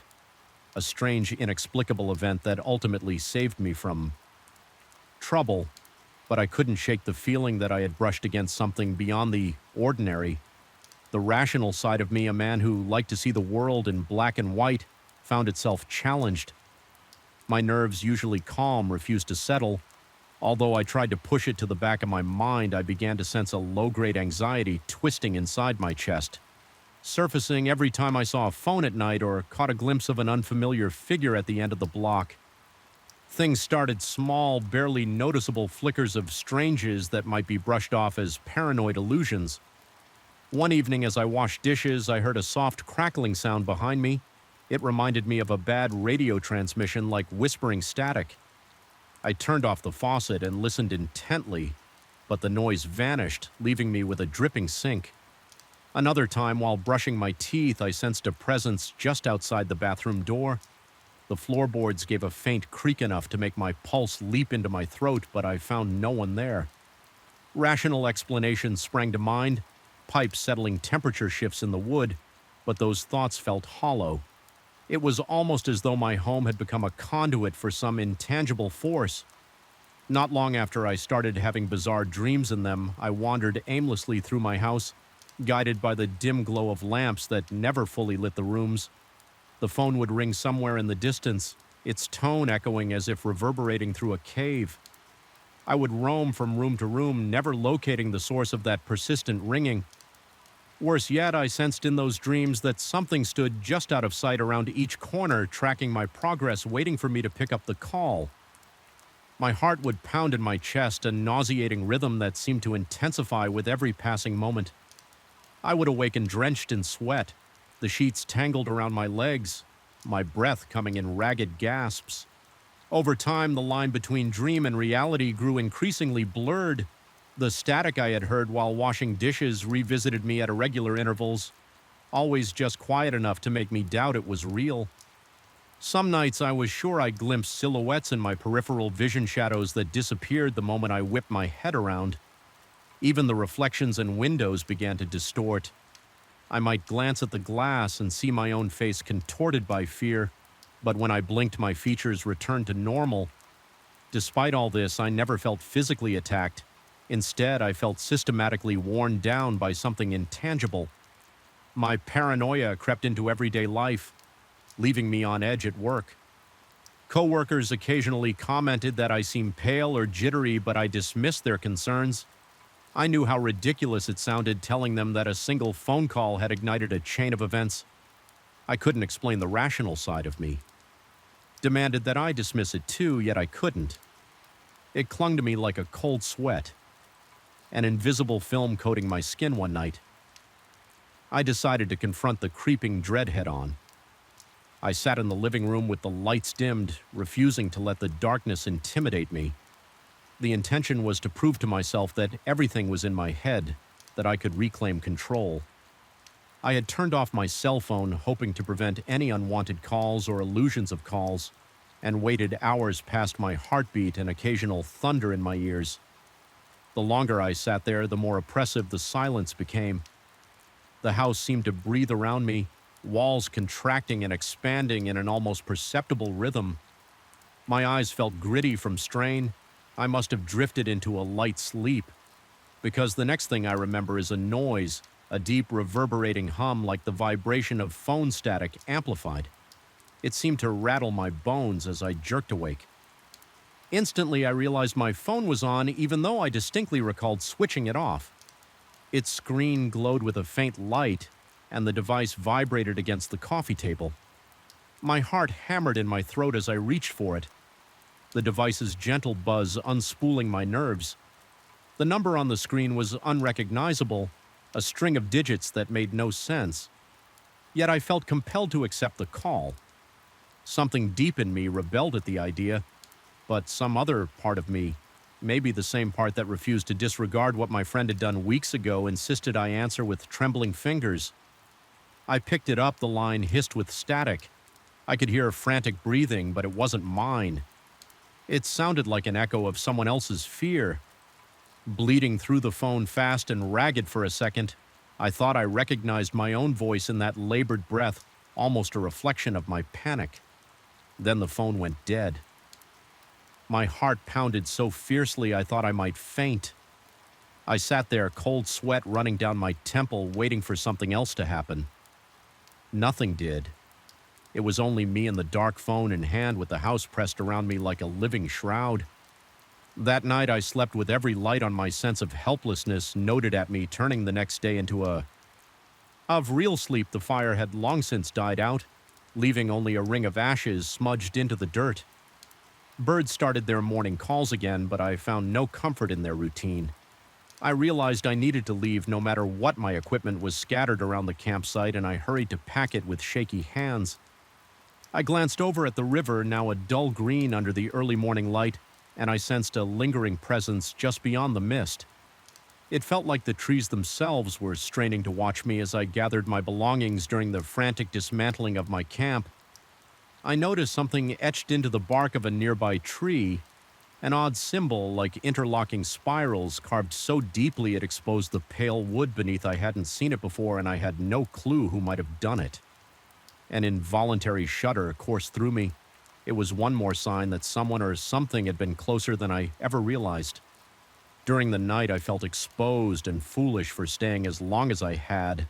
I practically sprinted back to my car, constantly looking over my shoulder, convinced that any second I would see that dark figure skulking through the trees behind me.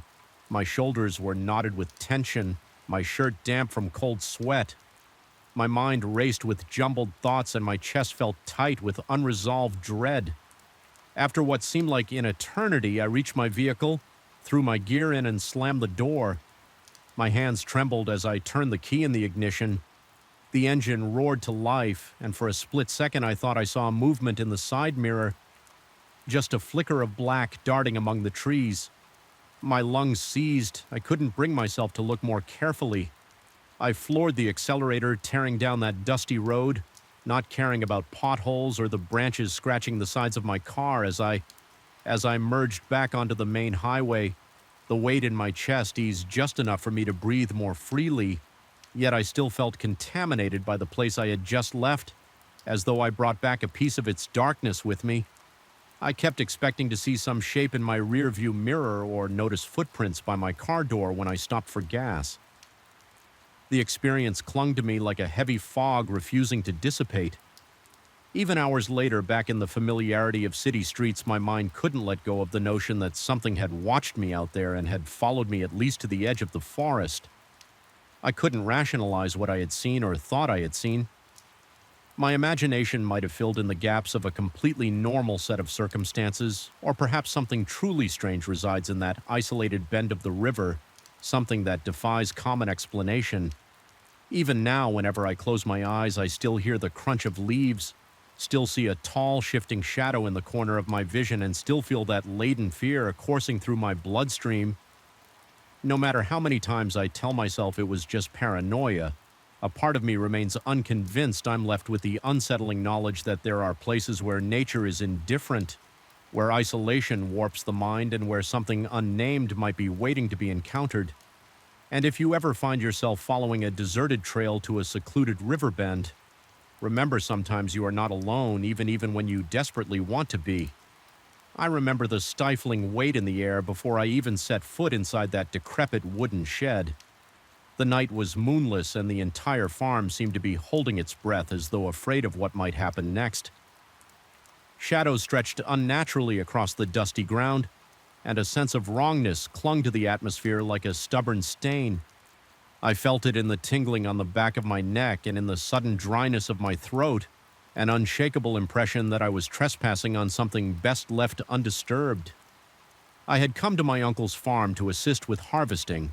It was supposed to be straightforward, a couple of days of hard work in the fields, then restful evenings spent in the old ranch house, perhaps a few beers after sundown. I never imagined I'd be drawn to that condemned shed, the one my uncle always avoided, rarely spoke of after years of disuse. It stood at the edge of the property like a withered sentinel. The planks bowed and splintered from decades of neglect, and yet there was a peculiar magnetism about it. Perhaps it was the rotting timber or the stories the farmhands whispered whenever they passed by, or maybe it was just my own foolish curiosity. I couldn't stop replaying that first impression in my head, the door practically welded, shut by rust, the scent of moist earth lingering inside as though fresh soil had been scattered just hours before. Yet there was something else beneath the smell of dirt, a coppery undertone that tightened my stomach. Once the sun went down, I felt an undeniable urge to return. Maybe I needed to prove to myself that my imagination was acting up, or perhaps part of me was chasing the thrill of uncovering secrets. best left buried on. By the time I pulled into my driveway, my muscles felt taut enough to snap. Stepping inside my house, I tensed at the sudden realization that I had neglected to lock the door behind me when I left earlier. I don't know why that realization made my skin crawl. Perhaps I imagined that something had slipped in while I was gone, or perhaps the idea of my sanctuary left unguarded was just too much to bear. Moving slowly, I checked each room, flipping on the lights and bracing myself for any horrifying surprise. Everything appeared in its proper place, yet the dread remained. I sat on my sofa phone in hand, determined to face whatever might come. Eventually, I noticed the faint hum again, a current of static so subtle I wasn't sure if it was real or a product of my exhausted mind. My vision blurred at the edges as adrenaline surged through my veins. For a moment, I forgot how to breathe, my chest tight with panic. The phone grew warm in my hand as if it had a pulse. I fought the urge to fling it across the room instead. I stared at it, waiting. Then the screen flickered, cutting through the darkness. With a sudden glow, the device vibrated, no number displayed this time. Just a shapeless distortion of pixels. My heart thundered, and I felt every beat hammering in my eardrums without waiting. I rejected the call, pressing the button so hard my thumb went numb. The phone went silent. The oppressive static vanished. I found myself in a hush so deep I could hear my own heartbeat echoing in my head. For a few seconds I thought it was over, that I had broken the cycle, but as I stared into the dark, an overwhelming sense of presence weighed down on me. My vision seemed to tunnel. My breath came in short. Desperate gulps, a cold dread spread through my limbs, anchoring me to the spot. The silence turned unbearable, as if the space around me held its breath. Then the phone in my grasp felt unnaturally heavy, and I realized that perhaps I had merely severed the connection, not banished whatever lurked behind it. That was when I felt the shift in the air, like a slow, invisible wave of pressure passing through the room. My peripheral vision caught a flicker, a fleeting distortion against one wall, like heat rising off asphalt in the summer. I couldn't make out a shape, only a sense of dislocation. My mind struggled to process it, teetering on the edge of rational thought. Every hair on my body stood on end and chills crawled across my spine. I squeezed my eyes shut, trembling, trying to will it away when I opened them again. The distortion was gone, yet the feeling persisted. A sensation that something stood mere inches behind me, out of sight. I refused to turn around. My breath, now shallow gasps that left my lungs burning. I sat motionless, phone still in hand, trapped in an impasse between fear and determination.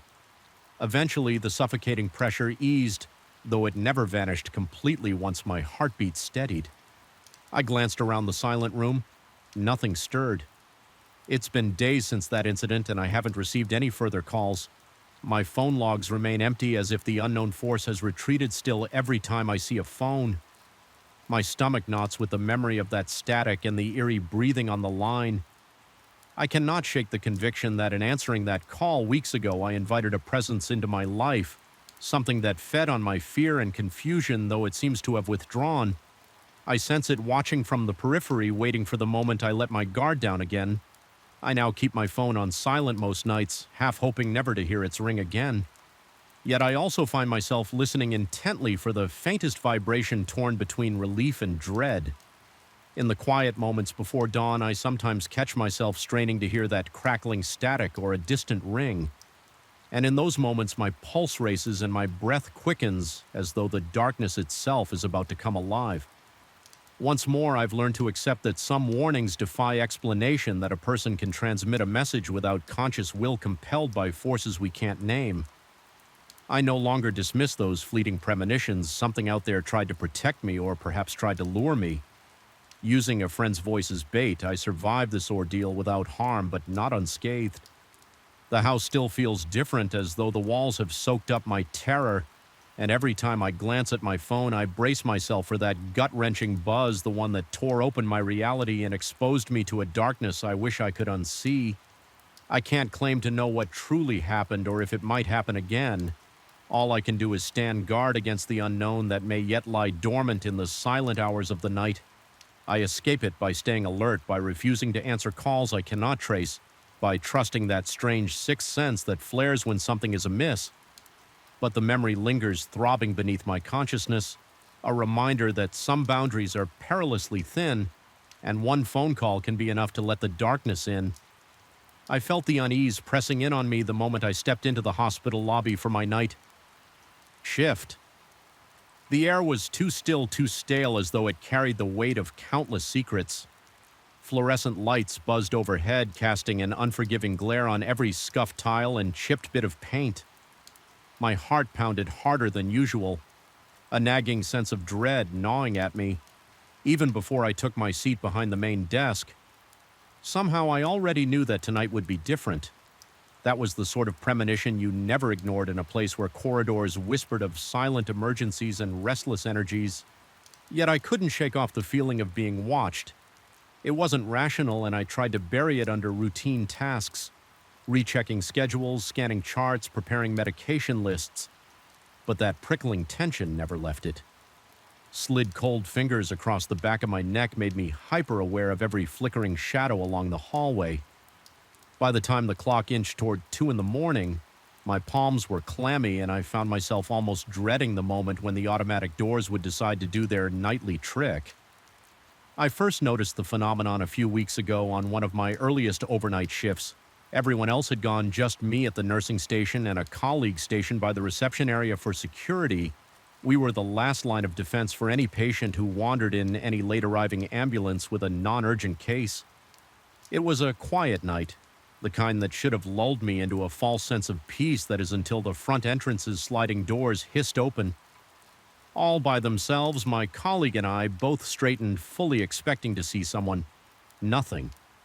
We watched the metal frames part wide, as if inviting a guest who never showed the door. Then closed again, smoothly and without complication. I tried to brush it off as a mechanical glitch. We even half-joked about it, telling ourselves the sensor must be on the fritz. But then it happened again the following night, and again always around the same time. 2 a.m., give or take a few minutes. Each time I felt something cold flow into the lobby, an icy draft that settled in my gut and wouldn't leave the hair on my arms, would stand at attention.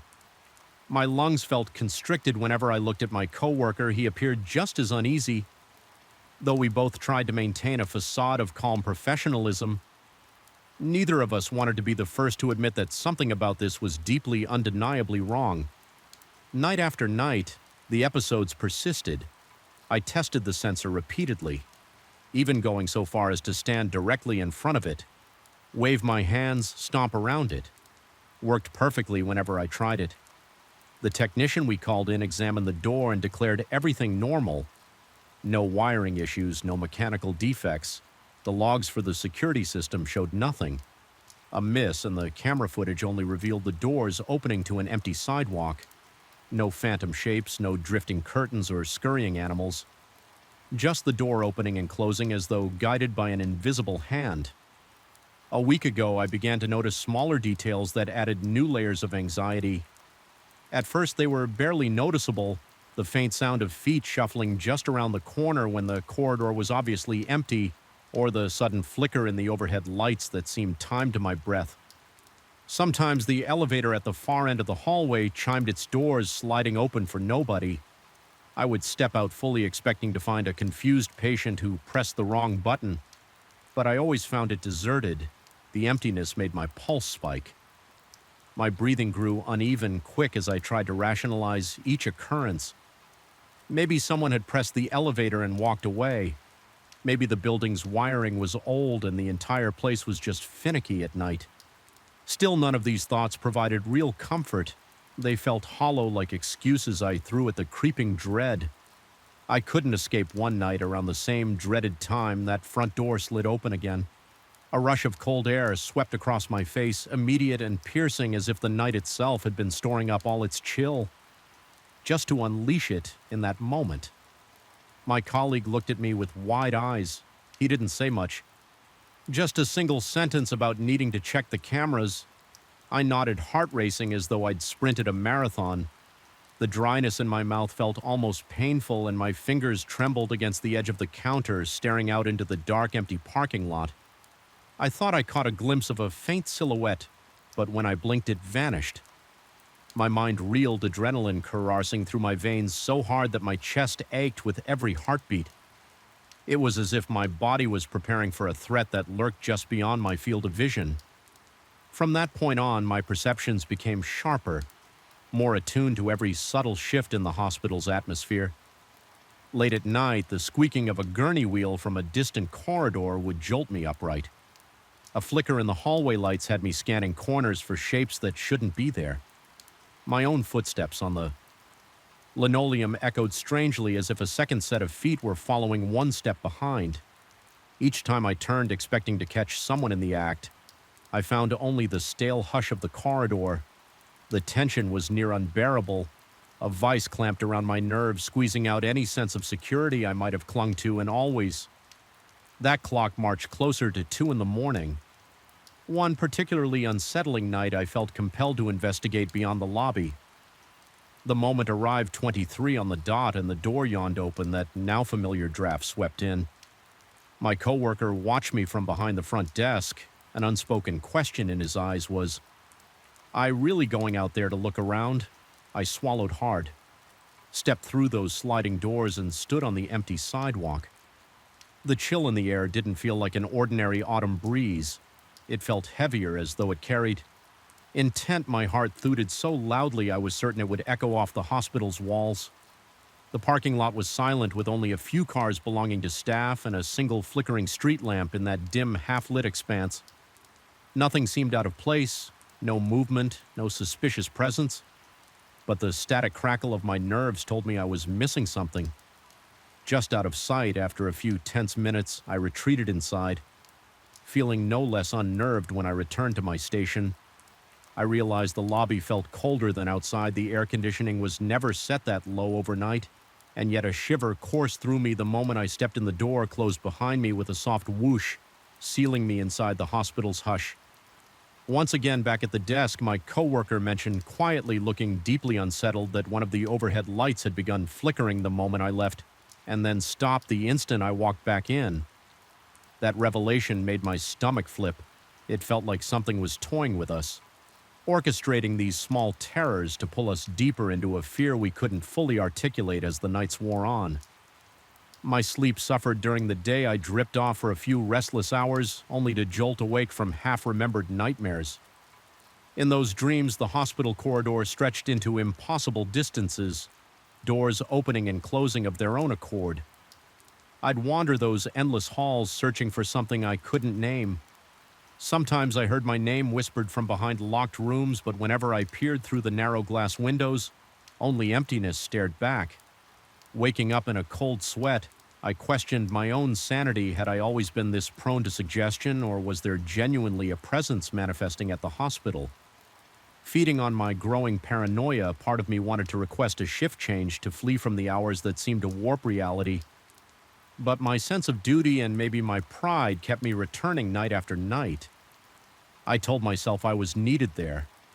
If something truly was happening, I wanted to be the one who uncovered it. That sense of purpose warred with the dread that made my fingertips shake whenever I keyed in my passcode to enter the staff areas. By the time I was done prepping for the shift around midnight, I could almost feel the hospital itself holding its breath. Waiting for that fateful hour to arrive, I began documenting every incident. I kept a small notebook in my pocket, and whenever the door opened unprompted or the lights flickered in a particular pattern, I jotted down the slow accumulation of notes. Times and descriptions of sensations confirmed a pattern precisely at 2 in the morning. The door opened, then smaller. Anomalies would cascade through the hospital lights, and remote hallways would blink in synchronized pulses. The elevator would chime with no calls, and that dreadful chill would weave from corridor to corridor. It was as if the entire building came alive, under the thar of some unseen conductor orchestrating a symphony of fear. One night I thought I heard a voice calling my name from the locked supply closet near the emergency ward. It was soft and distant, but I recognized something that vaguely sounded like my name in the syllables. My gut twisted and sweat dotted my forehead. The dryness in my mouth turned to an acrid taste of panic. Tentatively, I approached the door, hands shaking so badly I had trouble gripping my keycard. I pressed it to the reader, fully prepared to confront something unimaginable. When the lock beeped and I turned the handle, I found only shelves packed with bandages and sterile gloves. Nothing moved or made the slightest sound, yet I couldn't rid myself of the sensation that I had been beckoned there on purpose, that the invitation was part of a larger design to wear me down, erode my confidence as if that weren't enough. The camera footage for that night showed me standing there frozen in front of the supply closet. For almost 2 full minutes, I didn't recall being in such a trance, but apparently I'd stood motionless for quite some time before opening the door. My colleague told me through hushed words that he tried calling out to me from down the hall. But I hadn't responded. That discovery made my skin crawl. It was as though a piece of time had been taken from me, or I had been momentarily stuck in some limbo.